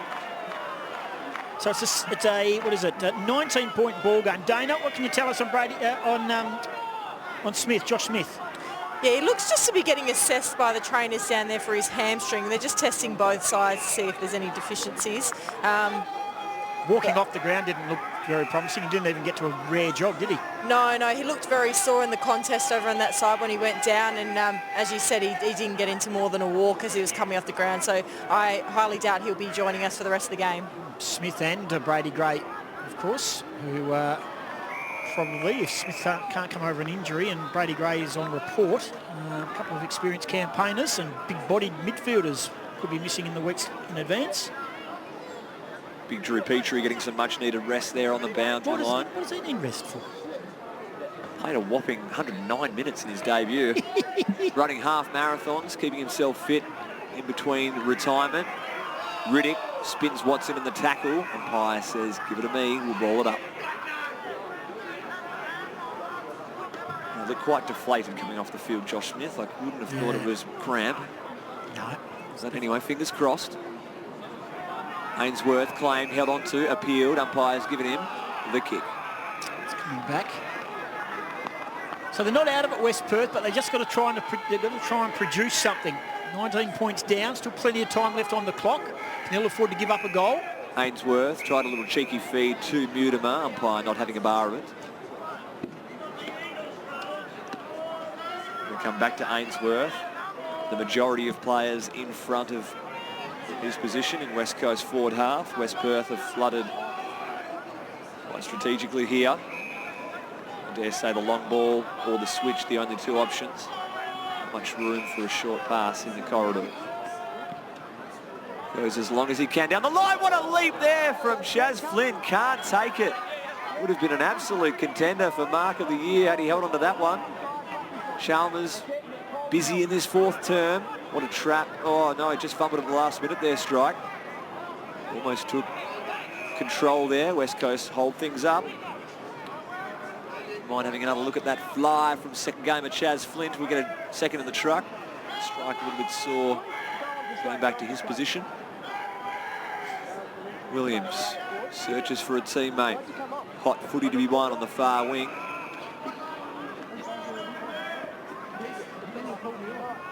Nelson, the bottom of that pack, such a prolific ball winner. Best and fairest winner, 2013, 14 and 17 for the Falcons. Kick forward from Williams. It's a high ball. McInnes front position. Brooks becomes a chance for Ashman. Out the back, on his lonesome. Goes to goal, but it's gone to the left of the target. Just to behind. Out to 20 points in favour of West Coast. Let's go down to Dana Hooker. Has got an update on Josh Smith.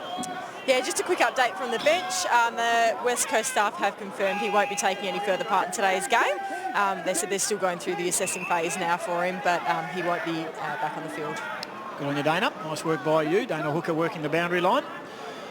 Here on our West Coast telecast, thanks to Hungry Jacks, and West Coast will get the stoppage on the switch there by West Perth. West Perth have got to get it going. They've got to get it going now. They've been okay, West Perth, in patches. I reckon I've been impressed with what they've dished up today. It has been in patches. When they've been on, it's been impressive to watch. West Coast have quelled their influence to sustain that. They played one short for the best part of the entire game with Connor West. Good spoil there from Fraser McInnes, sending it out of play, forcing this stoppage. Matt Allen on the left boot. Doesn't have the line. It's drifting well across the face, out on the full.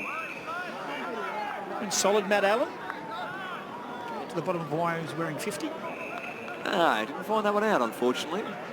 Rudy Riddick, bit unsure of himself, pulls the trigger, finds King in the centre-back corridor. Going to have to take some chances here, West Perth. Finds Nelson.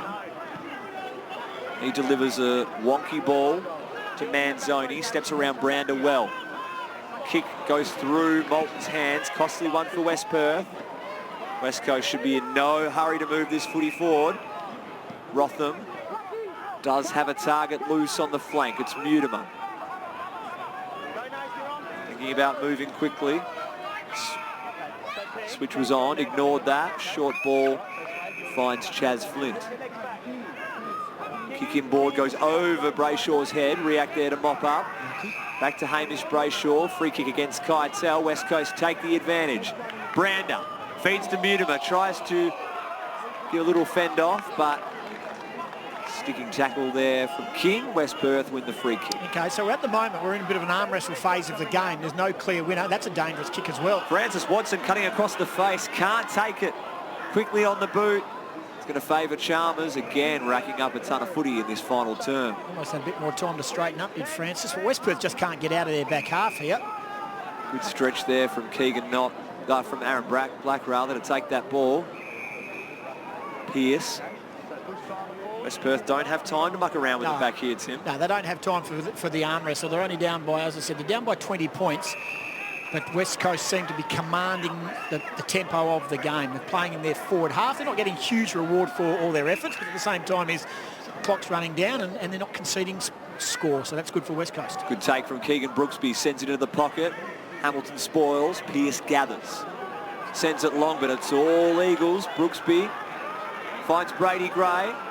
Just gets the handball out in time. Brooksby, deft little kick through the hands of Nick Reid. Ashman there to mop up. Tackled by Rudy Riddick, and that's a size mismatch if I've ever seen one. Yeah, interesting. Nick Reid's been reading his own publicity today. Hasn't been the dominant player that we were hoping for. No, second leading goal kicker now for West Coast. Hasn't hit the scoreboard today. He's been a wonderful, wonderful top-up player. Really played the role perfectly. He's got better every time he stepped out. Pearce finds Chalmers. Manzoni tries to mop up. He gives it straight to Chaz Flint. Set sail towards home. Just touched on the line. Terrific work there from King. Saves what should have been probably the match winner, I think, in terms if West Coast can pinch one more in this final quarter. I think it'll be Red Rover. Yeah, no doubt. 21 points to margin, 86-65. Thanks to everyone who's been watching through Facebook and YouTube today. We do most games. You can get online to the West Coast Eagles Facebook. Here's a chance. West Coast have some numbers. Black's got a couple to contend with. Moulton needs to help out. Fumbles at the critical moment. Still, they've got a chance here, the Falcons. Lowry at ground level. Bit of a wrestle. They had a chance there for their inside 50. A bit fumbly. Yeah, did they ever? Moulton just wasn't up to the hand pass from Black. It was almost too quick for him. And then just West Coast got back in numbers and React very, very good too to lock that in. Brooksby finds Brayshaw. High ball, but it's all West Perth. 2v1. McInnes provides a contest. Umpire says legally. They're under the pump here, the Falcons. Good tackling there from Ashman. Providing good defensive pressure all day, has Joel Ashman. Chance to reset here. Williams, easy run at it. Can't find a teammate on this occasion. Footy up for grabs. Rees tries to split the seas. Guardinan pumps it about 5 metres, but 50 in the sky. Quick kick to the wing. Foot races on. Fisher wins out. Schofield 1-2 with Fisher. Little scrubber kick forward. It's all Chalmers. Kicks to no one at all. Rotham flies. Oh, good hit there. Strike. Strong there from Rotham. Bounces straight back to his feet. Needs to hit a target. Great work there, Josh Rotham. Yeah, I don't think Josh Rotham would be all that happy with Curnow, who allowed Strike to leave him, put no pressure on him whatsoever to keep him away from the footy. Should have just provided a little bit more protection, because when Andrew Strike's bearing down there at speed, that would hurt. A chance for West Coast to play a bit of keepy off here. They've got numbers loose behind the ball. Brander says we're in no hurry. Petrie. Just a kick-to-kick with Curnow. Brisbane Lions by 41, 23 minutes gone third quarter, and Subiaco are 5 goals in front of Claremont in that game at Leederville. So Subiaco continue their dominance. And the West Coast Eagles will go with 4 straight. They shouldn't lose from here. Be very shocked if they do. Matt Allen has the footy. Chalmers running back, tries to put a fist on this ball. Curnow strong. Schofield. Handball sets a task for Chaz Flynn, but he turns his opponent inside out. 1-2. Back to Chaz Flynn. Centering ball. It's all Pearce. Didn't do his forwards much favours there. Ran out of tickets by the time we got the last one. It was good follow-up footy by Flint. Very good. Good second and third effort, but the end result wasn't great. Oh no, what a terrible turnover there for West Perth. Was it Antonio with the kick trying to go corridor? They do have to take risks, but I didn't see a West Perth teammate anywhere in the vicinity, and Petruccelli lining up for his 5th. Yeah, intention right, execution not. And it's going to be Jack Petruccelli, who would have thought, after having a touchless first quarter, 3 in the second, 1 in the third, and he's going for his 5th goal now. Perfect name to put your magnet on the board for Adam Simpson. Jack Petruccelli needs to convert here for West Coast. Does just that. Costly turnover. West Coast have all but sewn up this one, round 14 at Mineral Resources Park. The Eagles' first ever home game at WAFL level. Here at a brand new facility. Marvellous to watch. Great turnout from the crowd. In excess of 3,000. Fantastic. Absolutely fantastic. West Perth benefit from it. The club benefit from it. I'm sure the Perth Football Club will probably get the certain aspects of it as well. So a great day for WAFL football. A great day to showcase this wonderful venue throughout the world on Facebook and YouTube. So thanks to everyone who has connected with us today. We hope you enjoy not only the commentary, but some of the information we've provided with you. And that man there, all of a sudden, of course, Jamie Cripps is injured. An adductor, we think. We'll get more details in the next days, courtesy of the West Coast Eagles. But done his chances, no harm, has he? No harm, 5 goals. That's all you can do. He's a small running midfield forward. So well done. And here beautiful palm from Williams. Finds Petruccelli. The seas part for him to full forward. Waterman in best position off the deck. Jake Waterman kicks his 4th. Well done. Win it out of the middle. Big Williams. Petruccelli runs onto it. Yeah, lot to like. Lot to like. So that's, if it wasn't rock sewn up before that, as we watch and replay, that's almost Natanui Shui Kennedy-esque, isn't it, really? He's been hard to beat. And he's just got size, he's got strength, and he's had 13 or 14 marks, Jake Waterman. Don't rule him out from coming in and having a bit of a shuffle of the forward line. Can play a multitude of roles, our front 6 at West Coast. They'll make it work. It'll be interesting to see what tactic they go with. Absolutely. We don't want to predict the coaching staff and what changes, but it is Alice Springs. A couple of blokes a little bit sore, of course, from the game the other night. Is it West Coast's first ever game in Alice Springs? Is it right? I've been to Darwin and West Coast have been there. Looking forward to going up there on Saturday, is it? It's Saturday. It is Saturday. West Coast be champing at the bit to get back in the winners list after Friday night's disappointing 1-point loss to the Magpies. As you said, champing at the bit. A lot of people say chomping. Petruccelli kick round the corner to the pocket. Can Jake Waterman work some magic again? Little back tap to no one in particular. Keegan Brooksby. Tremendous tackle for a big fella. Ball to the wing. Oh, terrific sit there. Williams can't take it himself, but puts the afterburners on.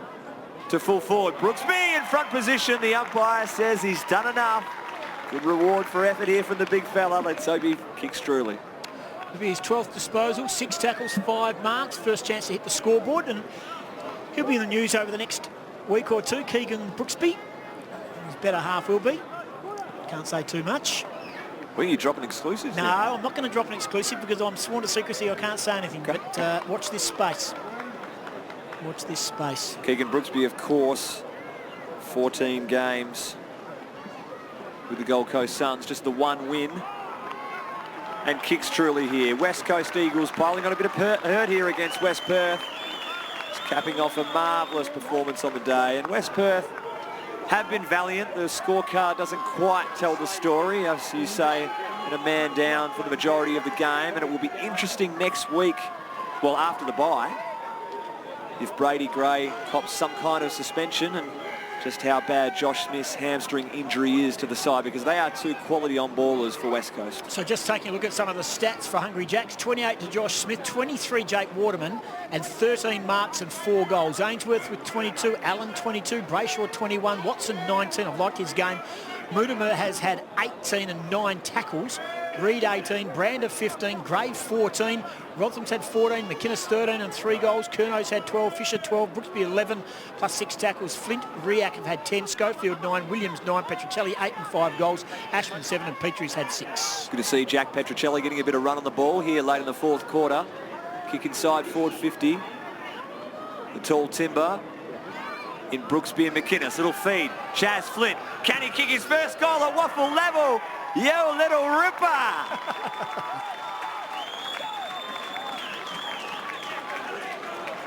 That's good. That's really good. And look, West Perth have been very disappointing in the last couple of minutes. I know that the result probably wasn't going to go their way, but I don't think Jeff Valentine will be all that happy with the way the game has sort of folded up through the middle. They've been absolutely spanked in the middle of the ground. And as you mentioned, the run of Petruccelli and the likes certainly made a difference. And really, the West Perth defence under siege. And this scoreline of 45 points to margin, 110 to 65, is not a true indication of where this game was at for basically 3.5 quarters. So disappointing West Perth finish, but wonderful way to finish for the West Coast Eagles. Absolutely hats off to them for sticking at it. And well coached and well connected by the playing group. Very handy little percentage boost at the end of the day, Tim Gossage, much needed. Umpires communicating something. Yeah, that'll be the 666 rule, I would imagine. Everyone looks in position, though. I don't understand what's going on there. Nonetheless, the umpire will restart play yet again. Williams searching for Ainsworth. Great ruck crafting there. Braden Ainsworth, top of the square. Waterman in position 1A. Can't take it. Brooksby needs to be clean. In the end, jumps on the footy, and the umpire will ball it up.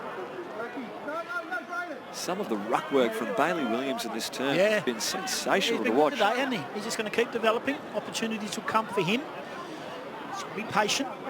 Of course, pick number 35. Another one, look at that. The 2018 draft, kick to the pocket, goes to King. So in the years to come, when Natanui Shui, the days are over, it could be the Williams Petruccelli way, the way that they finished this game. Chalmers Manzoni, but sloppy there. Ball goes out of play. And the ball certainly has lived in West Coast forward half for the majority of this final term. One less rotation surely playing a role there in West Perth running out this contest. For those just joining us, Josh Smith also not coming back on the park. Subiaco by 20 points, 27-minute mark of the other game being played today at Leederville Oval. Still kick snags.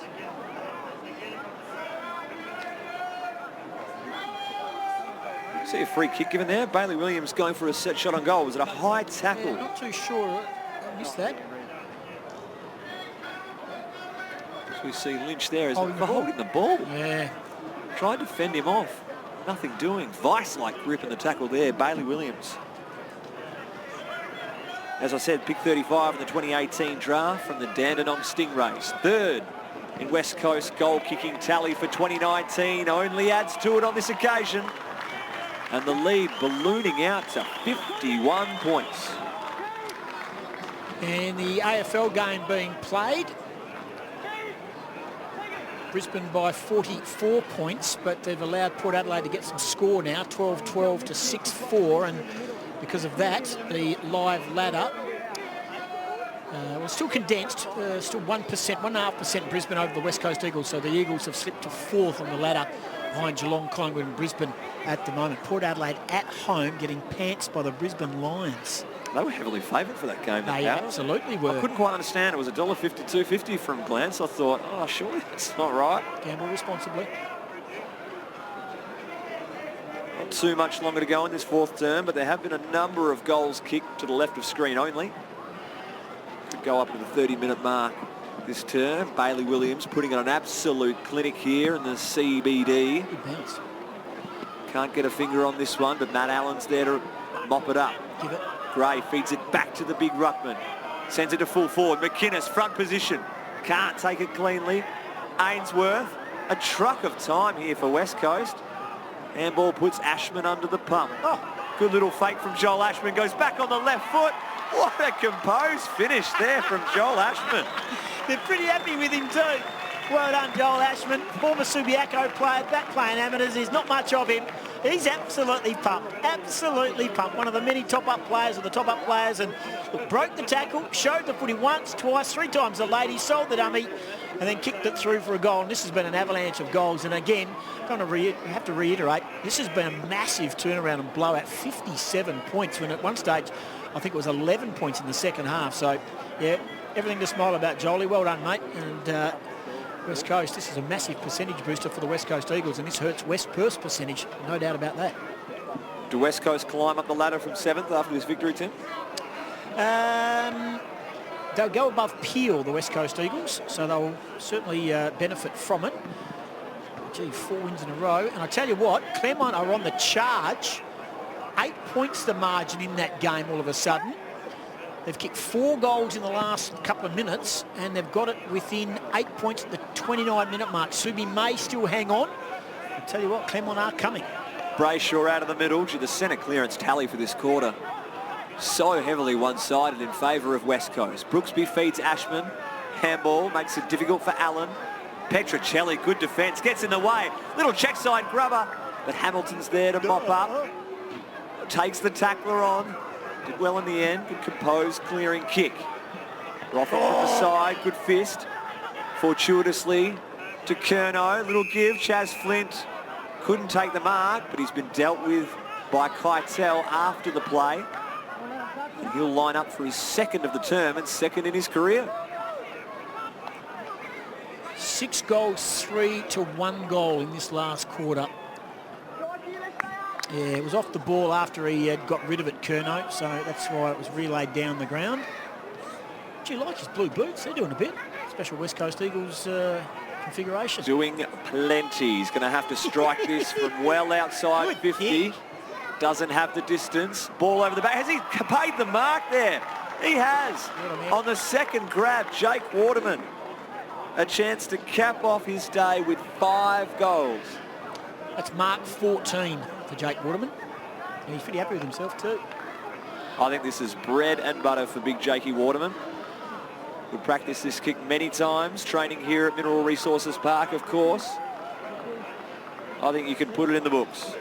Curnow receiving some treatment. Yep. Easy as you like, Jakey Waterman. It's in the book. A fantastic game. Not only doing damage on the scoreboard, but getting plenty of touch around the ground. I've liked his performance. Indeed, most playing today for the West Coast Eagles. 128 to 65. Gee, doubled their score.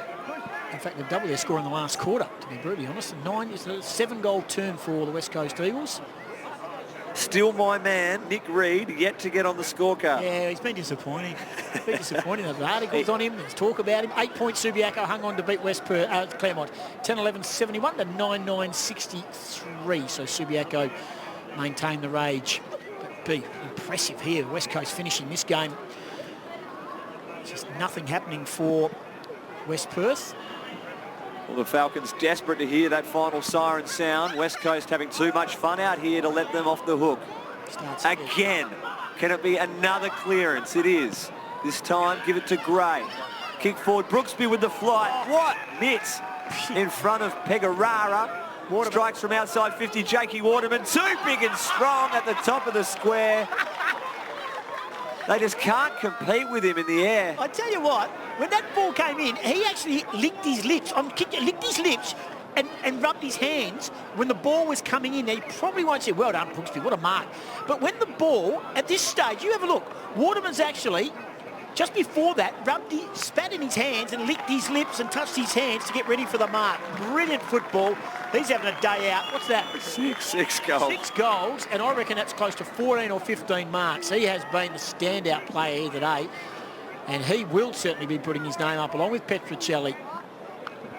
We might see the hand lick here. Top of the pay. Here he goes. Keep an eye on Waterman at the square. There!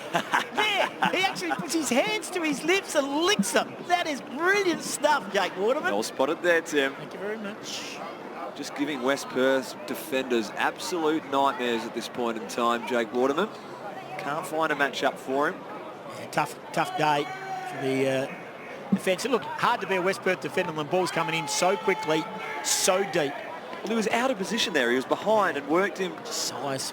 Yeah. That's big size, big body. Impressive to watch. Yeah, he's had a big day. Jake Waterman, 6 goals to go with all of his marks. And there it is. 15 marks, Jake Waterman.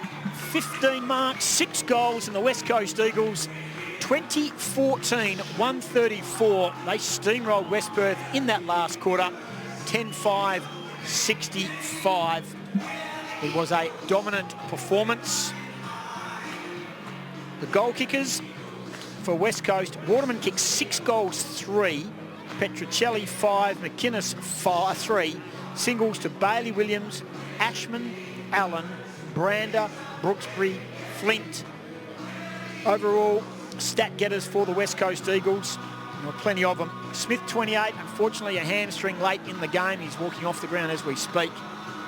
Ainsworth 26, 25 to Waterman, 23 to Allen. West Perth's leading goal kicker on the day was Keegan, not 3 beauties. Keitel kicked 2, singles to Lynch, Strike, Riddick, Antonio and Lowry as well. So well done to the West Coast Eagles. A dominant display, and that man had a very big day, Jake Waterman.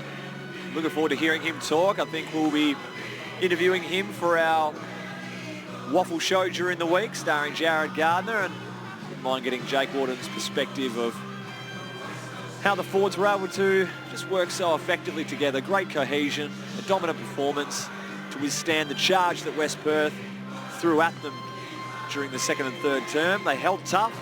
A tremendous 4th straight victory in favour of West Coast. Yes, and I know Dana Hooker is lurking with intent down at the boundary level.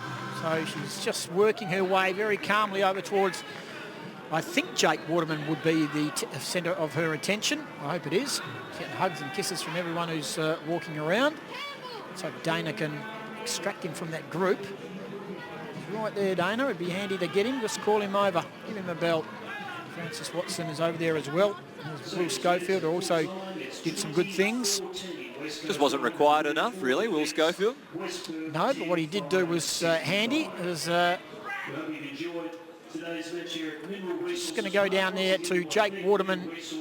Yep, Jake Waterman is down there. Finally got there after all the love and hugs that he got, but well deserved with his 6 goals and 15 marks for the day. And he's down there with Dana Hooker. Dana. Yeah, thanks, Goss. Jake, what a fantastic game for you today and the team as a whole. How was it out on the new deck here? Yeah, it was amazing. Deck's really good here. It's a nice, fast game, so it's good for the forwards and the mids and the backs are doing so well. We just put on a play for you, but no, it was a great game. Certainly was, and with the crowd just over 3,000, so pulled a new attendance record for the Waffle season this year, I believe. How did it feel out on there? Yeah, it was good atmosphere. I guess it's the opening here. Free tickets helps a little bit, but seeing a lot of people out in the stands, that's really good, gets us up and about. And puts you guys in an important position now, so you've won 4 on the trot now, and heading towards that top end in the top 5. How are you feeling heading into the next few weeks? Yeah, this group's got pretty great relief at the moment, and belief, sorry. So if we just keep doing what we're doing, don't get too far ahead of ourselves, just keep sticking to the process, then the sky's the limit for us, but I've got some tough games coming up. I think we've got Subi after the bye, so that's the best test you can get, so we're really looking forward to that challenge. Well, look, enjoy the rest and the week off next week, and congratulations on a fantastic game, like I said, individually and as a team, and we'll be seeing you in a fortnight's time. Cheers, Vicky. Cheers. It is there, Jake Waterman with his 6 goals and 15 marks. It was really a dominant display, and yes, the West Coast Eagles leave the ground winners. As we take a look at the last quarter Hungry Jacks highlights, and it was all one-way traffic, 8 goals to 1. Have a look at some of that ruck work. Petrocelli goes, bang, puts the afterburners on, sends to full forward. Jakey Waterman does the rest. Whether it be in air or ground level, Waterman had control of this contest. Bailey Williams, bit of big man to big man. Keegan Brooksby, good reward for effort for the big fella. Played every game this year for West Coast. Bodies held up magnificently well. And Chaz Flint, just his second game at senior level of Waffle, kicking his first there. And what about Joel Ashman? A Mineral Resources Park goal of the day contender indeed, and didn't he love every bit of it? Good celebration from teammates getting amongst him, recognising how special that moment was. And Brooksby just feeding the big man, just licking his chops, as Tim Gossip says. Jake Waterman, too big and strong for any West Perth key defender today, making no mistake for number 6. Yep, dominant display. 20-14, 134 to 10-5, 65. The last quarter they added 8 goals, 3 to a goal, and they were the Hungry Jacks highlights. That is the big win. We're going to get a couple of weeks off from the stream, Tim Gossage. Obviously, Waffle bye next week, and then the following taking on Subiaco, a Channel 7 broadcasted game, so fans will be able to watch that one. And that'll be a big task, coming off 4 straight victories, of course, the juggernaut that is Subiaco. Yeah, they'll win today by 8 points, albeit narrowly, over Claremont, 10-11-71 to 9-9-63. But our attention is certainly on the West Coast Eagles. It was the biggest score of the round. It was clearly the biggest win of the round. Thanks to everyone who attended on this official opening, the public opening of Mineral Resources Park. Thanks to Gary Gray and the team from Mineral Resources and the whole team. Thanks to the West Coast Eagles. Thank you for watching. Thanks to Hungry Jacks. And thank you to Steve Bandy, Dana Hooker and the hard-working production team. We've enjoyed bringing you the coverage from Mineral Resources Park. The West Coast Eagles make it 4 in a row. Thanks for your company. We'll do it again in a couple of weeks' time, and go the Mighty Eagles.